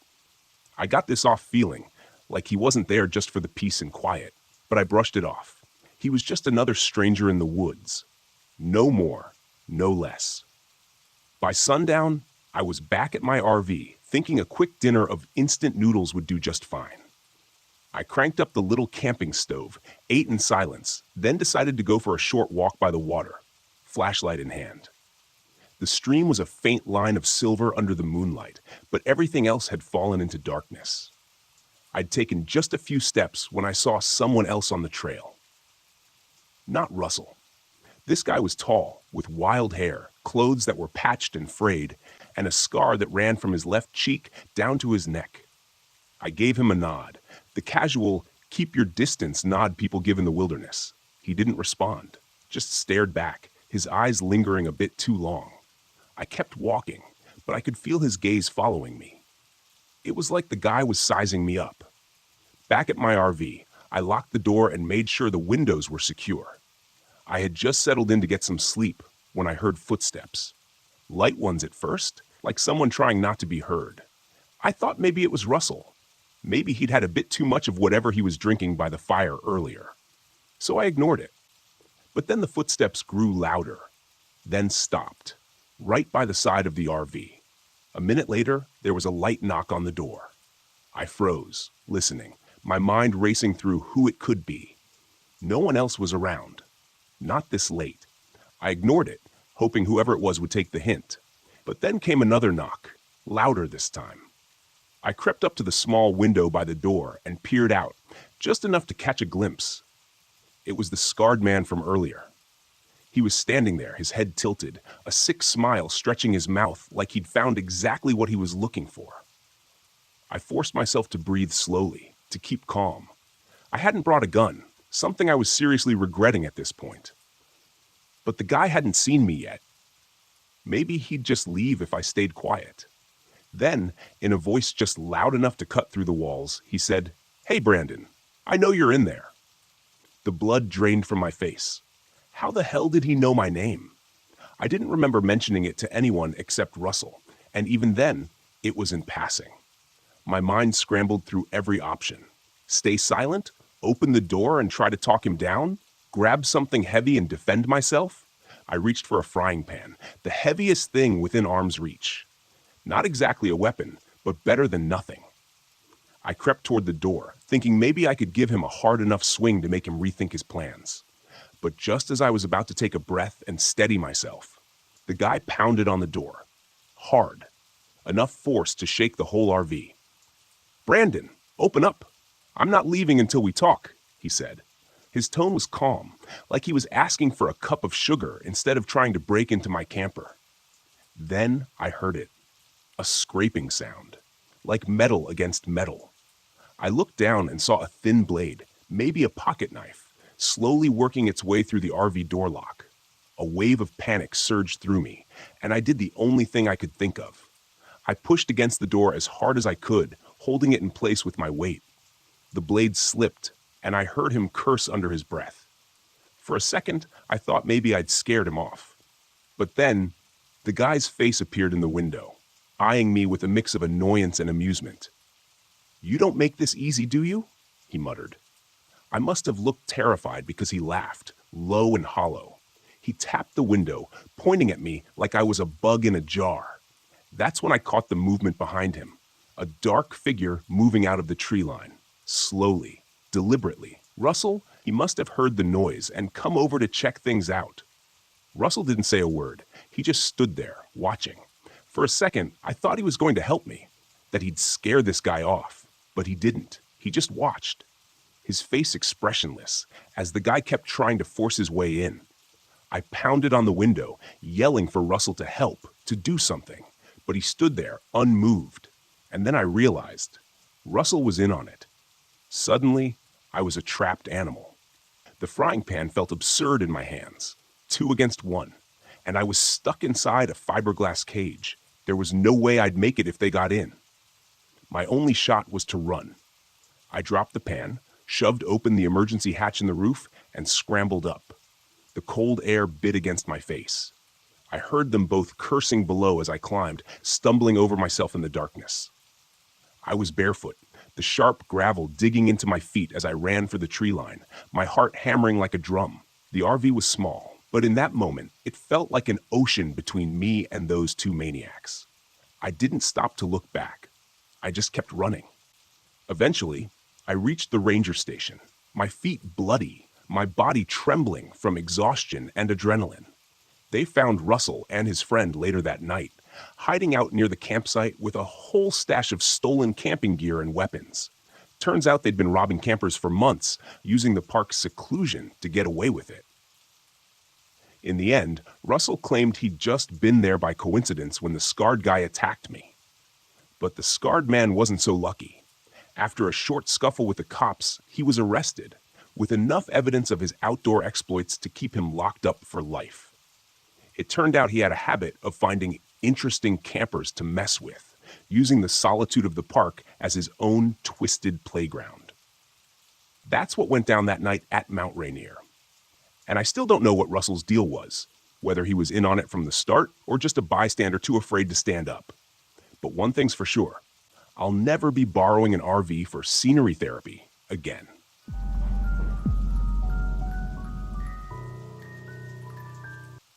The fog was thicker than I'd expected. I pulled my RV into a secluded clearing in Pisgah National Forest and stepped out into the damp air, the smell of wet earth heavy in my nose. Everything was muffled, as if the forest were holding its breath. The trees were shrouded in mist, their trunks fading into the gloom, and the trail I'd heard so much about was hidden somewhere out there, waiting for me. I'd come here to find something unique. My vlog had been stagnating, and I needed a fresh angle. A fellow hiker had mentioned an unmarked trail, a path that didn't appear on any maps. One locals swore disappeared and reappeared as if it had a life of its own. Perfect. If I could document it, film the mystery, my audience would eat it up. I grabbed my camera, set it up, and filmed a quick introduction. Hey everyone, it's Nate here, and I'm in the middle of the misty Pisgah National Forest, about to track down the infamous Vanishing Trail. Legend says this path comes and goes, and people who wander too far down it don't come back.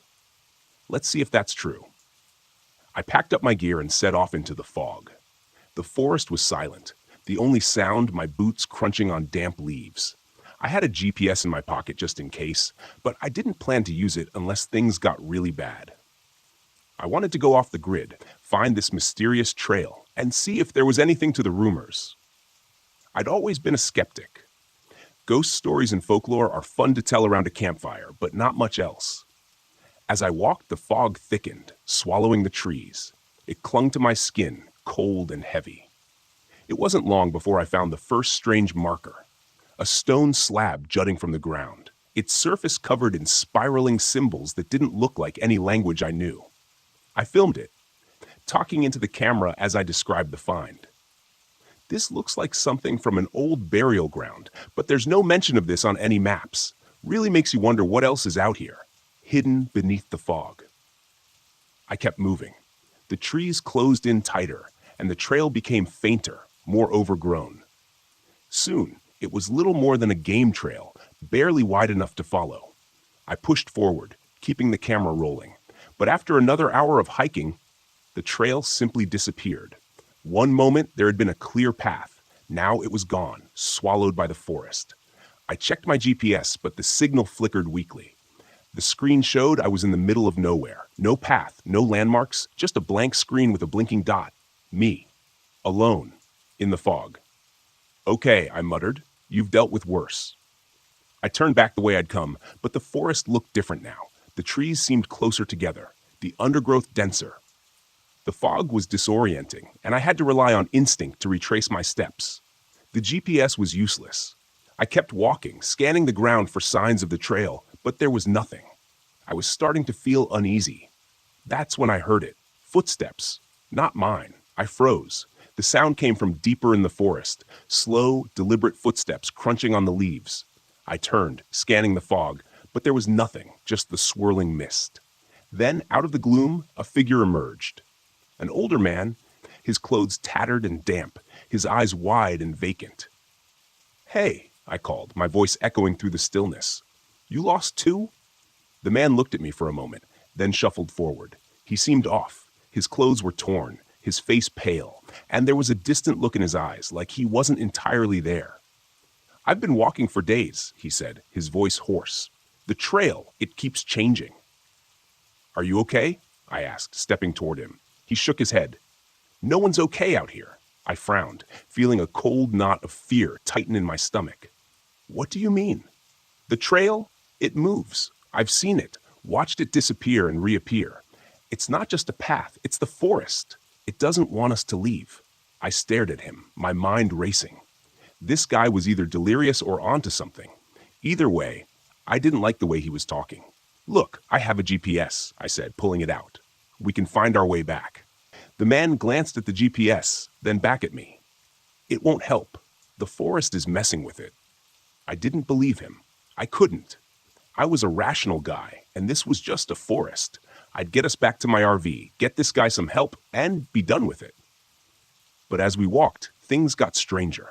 The mist thickened, wrapping around the trees like a living thing. The forest seemed to shift with every step. What had been an open path a moment ago would be choked with brambles. When I looked back, trees seemed to loom closer, twisting into unfamiliar shapes. The man, whose name I learned was Eli, grew more agitated with every passing minute. "It's watching us," he muttered. "It knows we're here." "Who's watching?" I asked, growing impatient. "The forest," he said, his voice barely a whisper. "It's alive, and it's been here long before we were." I ignored him, focusing on the GPS, but even that was failing me. The screen flickered, the signal cutting in and out. At one point, it showed me standing on a clear path, but when I looked up, there was nothing but trees, thick, twisted trees that looked like they had grown there for centuries. We kept walking, the fog growing thicker, pressing in on us. The air felt heavy, almost suffocating, and the whispers started. Faint at first, like the wind through the leaves, but then more distinct voices calling out from the mist. "Nate," I froze, my heart hammering in my chest. "Did you hear that?" I asked Eli. He nodded, his eyes wide. "It's calling us." "The forest." I tried to shake it off, tell myself it was just the wind, but deep down, I knew that wasn't true. The voice had spoken my name. We came across a backpack tangled in the branches of a tree, high above our heads. It was old, covered in dirt and torn, but when I climbed up to retrieve it, I found fresh supplies inside, water, food, like someone had packed it yesterday. I felt a chill run down my spine. How had it gotten there? Eli was growing more paranoid, his eyes darting around like he expected the trees to come alive at any moment. "We need to leave," he kept saying, "before it's too late." We pushed forward, but no matter which direction we went, we ended up back where we started. The fog seemed to pulse with an unnatural energy. The whispers grew louder. Then, without warning, Eli was gone. I turned around and he was just gone. The forest had swallowed him whole without a sound. I called out his name, but there was no response, only the dense mist pressing in on me. Panic set in. I was alone, lost in a forest that didn't want me to leave. The GPS was useless, and my camera was flickering, showing distorted footage of things I hadn't seen. Shadows moving in the trees, figures lurking just out of sight. I started running, my breath coming in sharp gasps. The trees twisted and shifted around me. The fog was so thick I couldn't see more than a few feet ahead. Every time I thought I'd found a way out, the forest closed in, trapping me in a maze of branches and brambles. The whispers were louder now, calling my name over and over. My camera caught glimpses of movement, dark figures moving through the mist, vanishing before I could focus on them. I didn't know what was real anymore. The forest seemed to warp around me, bending reality to its will. Then, just as suddenly as it had begun, the fog broke. I stumbled out of the trees and found myself back at my RV. The mist lingered at the edge of the forest, but it didn't follow. I didn't wait. I grabbed my keys, threw my gear into the RV, and drove, my hands shaking on the wheel. I didn't stop until I was miles away, the forest a distant memory in the rearview mirror. Back home, I reviewed the footage. I expected to see the horror I'd witnessed, the proof of the vanishing trail and the strange, shifting forest. But the videos showed nothing. The trail looked normal. The mist wasn't as thick, and Eli wasn't in the footage at all. It was like he'd never existed. I tried to tell myself it had been a bad trip, that my mind had played tricks on me. But deep down, I knew the truth. The forest had let me leave, but it hadn't forgotten me. And I had a feeling it was waiting somewhere in the mist for me to return.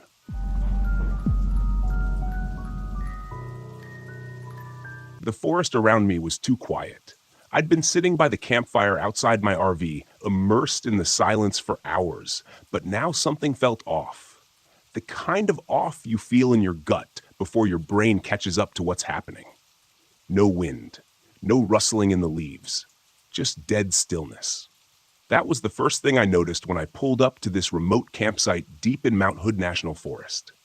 A place like this should have been full of life. Birds, insects, something. But the only sound was the crackle of the fire and the distant hum of the radio I'd brought along. I needed quiet after everything that had happened over the past year. I wasn't looking for distractions, just isolation. After my wife's death, nothing made sense anymore. People kept telling me I needed to move on, but the noise of life, the sympathy, the well-meaning advice, the friends who didn't know what to say, became unbearable. So I packed up and hit the road, hoping the wilderness would give me space to think, or maybe stop thinking altogether. I thought the forest would help. It had, until now. The radio's static broke the silence, a sudden burst of garbled noise that made me jump. I turned my head toward the RV, where the old ham radio sat inside. I hadn't even touched the thing in hours. It was an antique I'd brought along to mess around with in my downtime, but the signal had been dead all day. No stations, no chatter, nothing. Until now. I stood up from the fire, walked over to the RV, and ducked inside to check the radio. The static was louder, more insistent, like it was trying to form words but couldn't quite get there. I twisted the dials, searching for a clearer signal, but all I got was more white noise. Then, through the crackling, I heard it. A voice, faint and garbled, speaking numbers, 1, 3, 7, 8, 9. The numbers repeated over and over, mechanical and cold, like a voice from an old number station. It didn't make sense. I was miles from anywhere, and this was supposed to be a dead zone. No signal, no interference. The voice paused for a moment, then the numbers started again. 1, 3, 7. It sent a chill through me, but I told myself it was just some rogue signal bouncing off the atmosphere. Maybe a military transmission. There were logical explanations for this kind of thing. I was sure of it. But the way the numbers repeated over and over felt wrong. Like the message wasn't for just anyone, it was for me. I shut the radio off. My fingers were trembling slightly. I wasn't here for this.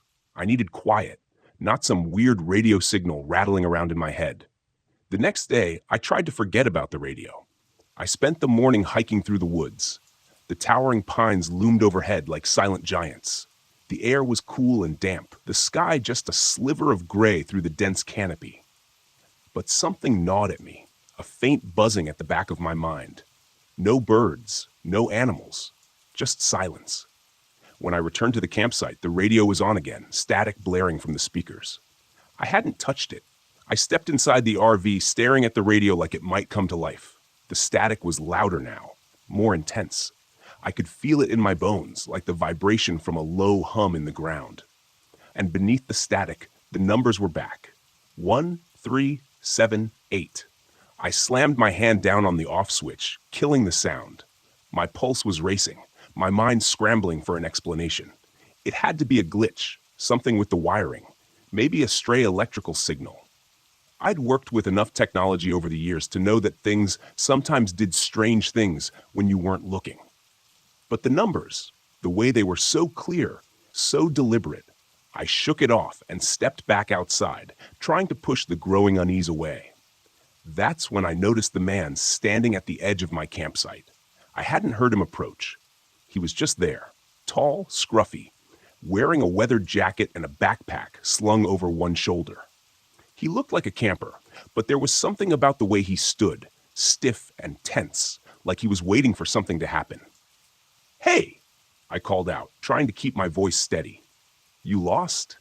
The man looked at me, his face tight with anxiety. "I heard it too," he said. I froze, my heart skipping a beat. "Heard what?" "The signal, the numbers," he said, glancing toward the RV. "I've been picking it up on my own radio. It's not normal." My mouth went dry.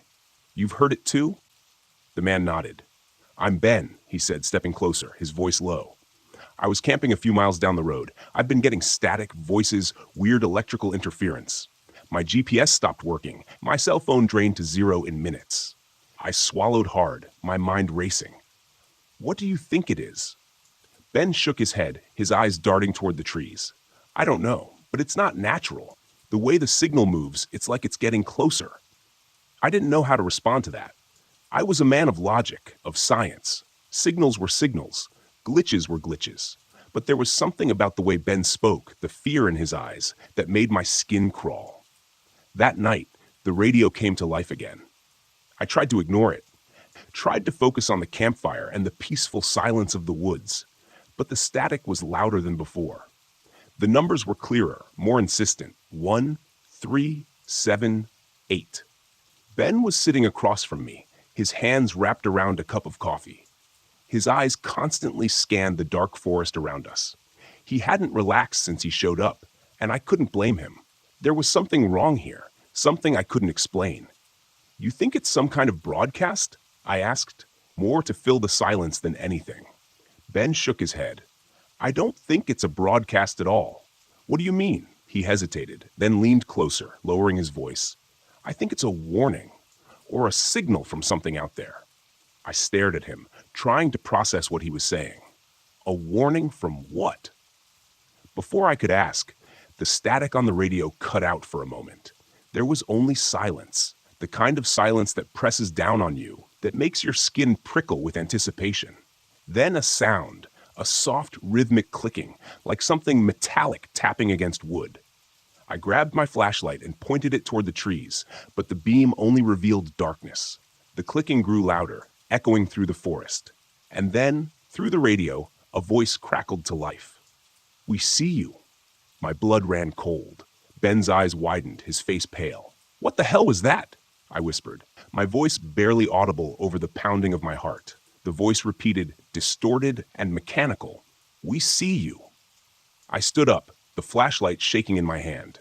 The clicking sound was closer now, coming from all around us, moving through the trees.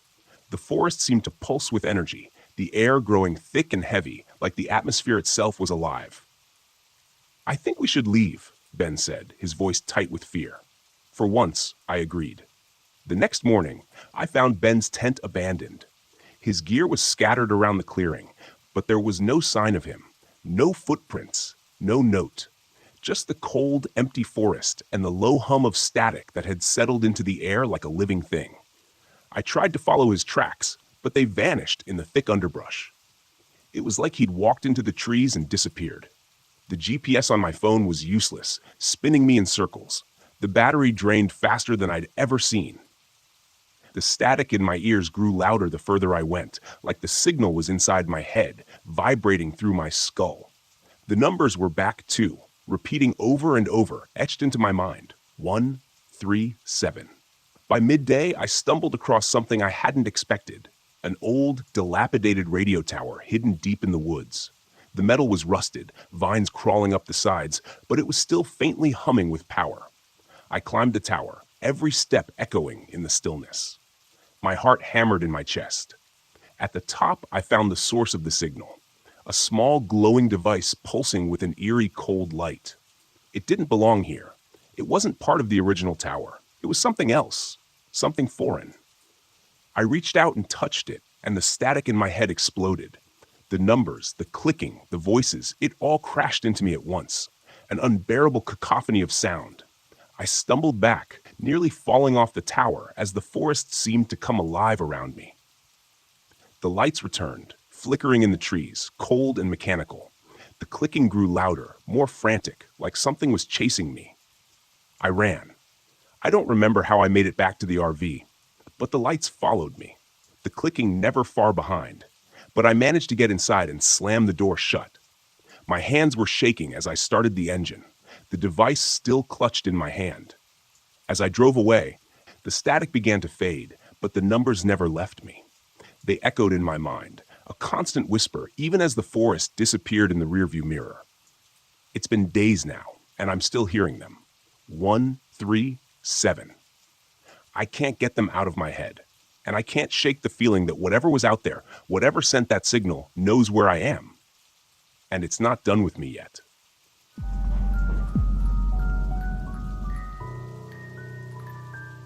It wasn't my first job, and it sure as hell wasn't supposed to be my last. But something about that night didn't sit right from the beginning. Maybe it was the silence on the dispatch call or the way the wind howled across the San Rafael desert as if it knew something I didn't. I should have listened to that instinct, the one that makes your gut twist and your hands clench the steering wheel tighter than usual. But when the money's right, sometimes you take a job you wouldn't otherwise. The rig hummed beneath me as I barreled down I-70, heading west. The sky was bruised with the last light of day, purple streaks fading into a storm building on the horizon. I had a long way to go and no time to waste. They said the cargo was sensitive. He needed to be kept at exactly 20 degrees, and if I messed up, there'd be hell to pay. That wasn't what bothered me, though. What bothered me was not knowing what the hell I was hauling. When they don't tell you what's in the trailer, it's never good. My name's Roy Mallister. Bones to the few truckers who still know me on the road. 45 years old, and I've spent the last 20 behind the wheel. The road used to be a kind of escape for me, a way to outrun the things I didn't want to face. But that was before Carol passed, before I let everything else fall apart, including my relationship with my daughter Emily. Haven't talked to her in years, and I don't think about it much anymore. I'm good at avoiding things like that. But tonight, something felt different. The desert stretched out endlessly on either side of me, just red rock and dry air as far as the eye could see. I hadn't seen another car in miles, which was fine by me. The last thing I needed was distractions. That is, until the dashboard flashed red and the trailer's cooling unit flickered for the first time. I muttered a curse, pulling the rig over onto the shoulder. I cut the engine, grabbed my flashlight, and climbed out into the gathering dusk. The wind hit me hard, dust swirling around my boots as I made my way to the back of the trailer. I could hear the cooling unit working and stuttering like it was trying to fight off some kind of malfunction. Fumbling with the latch, I yanked open the back door and was greeted with a gust of frigid air. It smelled wrong in there, like cold metal and something decayed, the kind of smell that sticks in your nose and won't leave. I shined my light into the back, trying to figure out what was causing the problem. That's when I heard it. A soft tapping. No, not tapping. Scratching. It was coming from the crate, a large wooden crate strapped down in the center of the trailer, covered in heavy chains. My heart started to pound in my chest, the kind of adrenaline spike that tells you to get the hell out of there. But my feet wouldn't move. I inched closer, flashlight trembling in my grip. The scratching got louder. The crate shifted just slightly, as though something inside was alive. "What the hell?" I whispered, backing away. I wasn't going to open it. Not in a million years. I slammed the trailer door shut and locked it tight, forcing myself to breathe slowly. Whatever was in that crate, I wasn't sticking around to find out. I was just supposed to get it from point A to point B, no questions asked. I climbed back into the cab, started the engine, and pulled back onto the road, telling myself I was imagining things. Maybe it was an animal, I thought. Some government experiment or something. None of it mattered. All I had to do was deliver the damn thing. The radio crackled to life as I accelerated, and I jumped in my seat. Static. Then, through the fuzz, I heard something faint. A voice. A woman's voice. "Roy, why didn't you come back?" My heart stuttered. The voice sounded like Carol's. I smacked the side of the radio, trying to clear the signal, but the static only grew louder. The voice faded, replaced by an eerie, distorted country song, one I hadn't heard since she passed. It was one of her favorites. "No," I muttered, turning the radio off. This was just stress getting to me. The isolation, the weird cargo, and the fact that I hadn't slept in 2 days. That's all it was. That's what I told myself as I sped down that endless stretch of highway. But the farther I drove, the worse it got. The storm hit an hour later, and with it came the figures. I thought they were just shadows at first, shapes in the mist thrown up by the desert sandstorm. But as the wind howled and the sand lashed against the windshield, I could swear I saw them. People walking along the roadside. No, not people. Ghosts. Old men in trucker caps, women in long, flowing dresses, their faces pale and hollow, their eyes dark as the night. I gripped the wheel tighter. trying not to look. If I didn't look, they weren't real. That's how it works, right? I blinked hard, forcing my eyes back on the road, but I couldn't shake the feeling that something, was watching me, following me. The trailer lurched hard, like something had slammed into the back of it. "What the hell?" I shouted, swerving the rig as I fought for control. My headlights cut through the dust, illuminating the desolate highway, but there was nothing there. Nothing but empty miles. The trailer shook again, then came the knocking, loud, rhythmic, like someone was pounding on the inside of the crate. I could feel the hairs on the back of my neck stand up. I was done pretending it was nothing. I was done lying to myself. I had to stop. I had to see what was in that crate. I pulled the rig to the side of the road again, hands trembling as I jumped out of the cab. The wind whipped sand into my face, stinging my eyes, but I didn't care. I grabbed a crowbar from the toolbox and made my way to the back of the trailer. The knocking hadn't stopped. It was louder now, more urgent. With a deep breath, I unlocked the trailer and threw the doors open. The cold hit me again, but this time it wasn't just the refrigeration. There was something wrong about it. The air inside was thick, oppressive, like it was pressing down on me. I raised the crowbar, jammed it under the lid of the crate, and pried it open. And then everything stopped.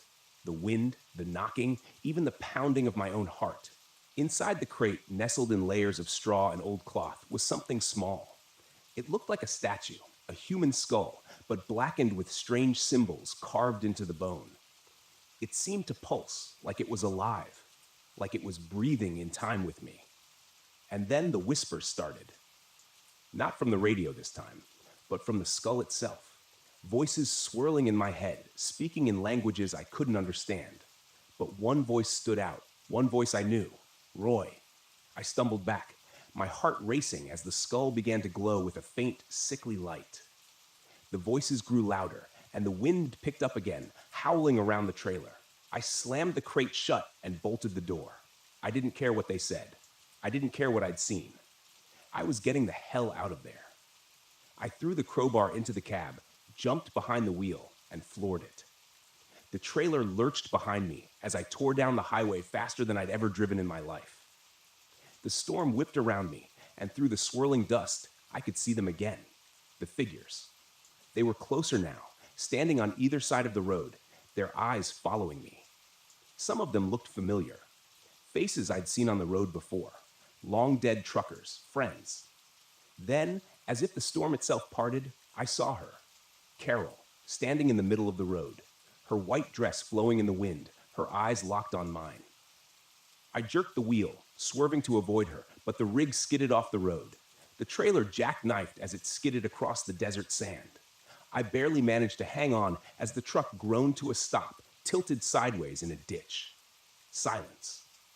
I sat there for a long time, staring out into the empty desert, trying to breathe. The storm passed, but I knew it wasn't over. I reached for my phone. No signal. No way out. And then, just as the last light faded from the sky, I saw her again. Carol, walking slowly toward me.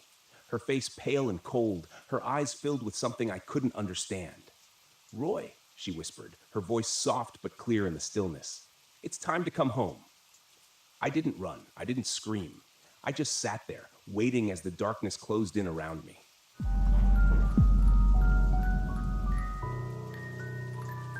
I didn't believe in ghosts, UFOs, or anything supernatural. I spent most of my career chasing down so-called paranormal phenomena and explaining them with cold, hard facts. That was my job, turning superstition into science, myths into measurable data. The Brown Mountain Lights? They were just another mystery waiting for a rational explanation. That's what I told myself as I drove my RV up the winding roads of Pisgah National Forest. The thick trees closed in on either side. The air was crisp, and autumn leaves scattered across the path. There was a quiet stillness that made the world feel far away. I should have felt calm, excited even. But as the sun began to sink behind the distant ridges, leaving the forest bathed in shadow, I felt something else. Tension. Shaking it off, I parked the RV at the remote campsite I'd scouted. This was supposed to be a solo trip, a few days to get up close and personal with the Brown Mountain Lights, interview locals, take readings, and prove once and for all that the lights were nothing more than atmospheric conditions or optical illusions. I had all the gear I'd need: high resolution cameras, thermal scanners, EMF detectors, the works. I wasn't expecting to find anything supernatural, just an anomaly. And anomalies had explanations. But the moment I stepped out of the RV, a chill ran through me. The trees rustled softly, as if whispering some secret I wasn't meant to hear. Focus, I muttered to myself, dragging my gear out and setting up the cameras, angling them toward Brown Mountain Ridge. I had a perfect view of the ridge from my campsite, miles away, but clear in the distance. That's where the lights were supposed to appear. By the time I was fully settled in, I was sitting outside the RV, bundled in a jacket, sipping coffee, and staring out into the dark, waiting. The forest was eerily silent. No birds, no wind, nothing. Just stillness. Then, around midnight, I saw them. At first, they were faint, flickering, small orbs of light hovering just above the ridge. I squinted, adjusting the focus on my binoculars. There they were. Three lights bobbing in the air like they were floating on an invisible current. I grabbed my camera, flipping the switch to start recording, but nothing happened. The lens stayed black. The screen dead. What the hell? I muttered, fiddling with the buttons. Fully charged and brand new, the camera shouldn't have malfunctioned. I checked the battery, clicked it back into place, and tried again. Still nothing. Frustration surged through me. This was exactly what I'd come here for. The lights, right there in front of me, and I couldn't even capture them. I stood up, grabbing my thermal scanner, but when I flipped it on, the screen flickered, then went dark. "Come on," I whispered, trying to stay calm. The gear wasn't cheap, and none of it should have been failing, but it was, piece by piece. The lights danced on the ridge, growing brighter, closer. My heart raced. I wasn't scared, I told myself. I was just annoyed. The logical part of my brain struggled to make sense of it. Maybe the electronics were glitching because of interference. Some kind of electromagnetic field or something. I took a deep breath, trying to settle my nerves. But the lights, those strange pulsing orbs, kept moving, almost as if they were drifting toward me. The air turned cold, so cold that I could see my breath misting in front of my face. A thin layer of frost started forming on the ground, on the RV windows, on my gear. I pulled my jacket tighter around me, my hands beginning to stiffen in the chill. It didn't make sense. The weather forecast had called for a cool night, but nothing like this. I checked my phone's temperature app. 30 degrees? Impossible. I glanced at my surroundings, feeling the silence close in around me. Then I noticed the lights were no longer on the ridge. They were much closer now, floating just above the treetops, flickering like distant fireflies, but larger. Too large.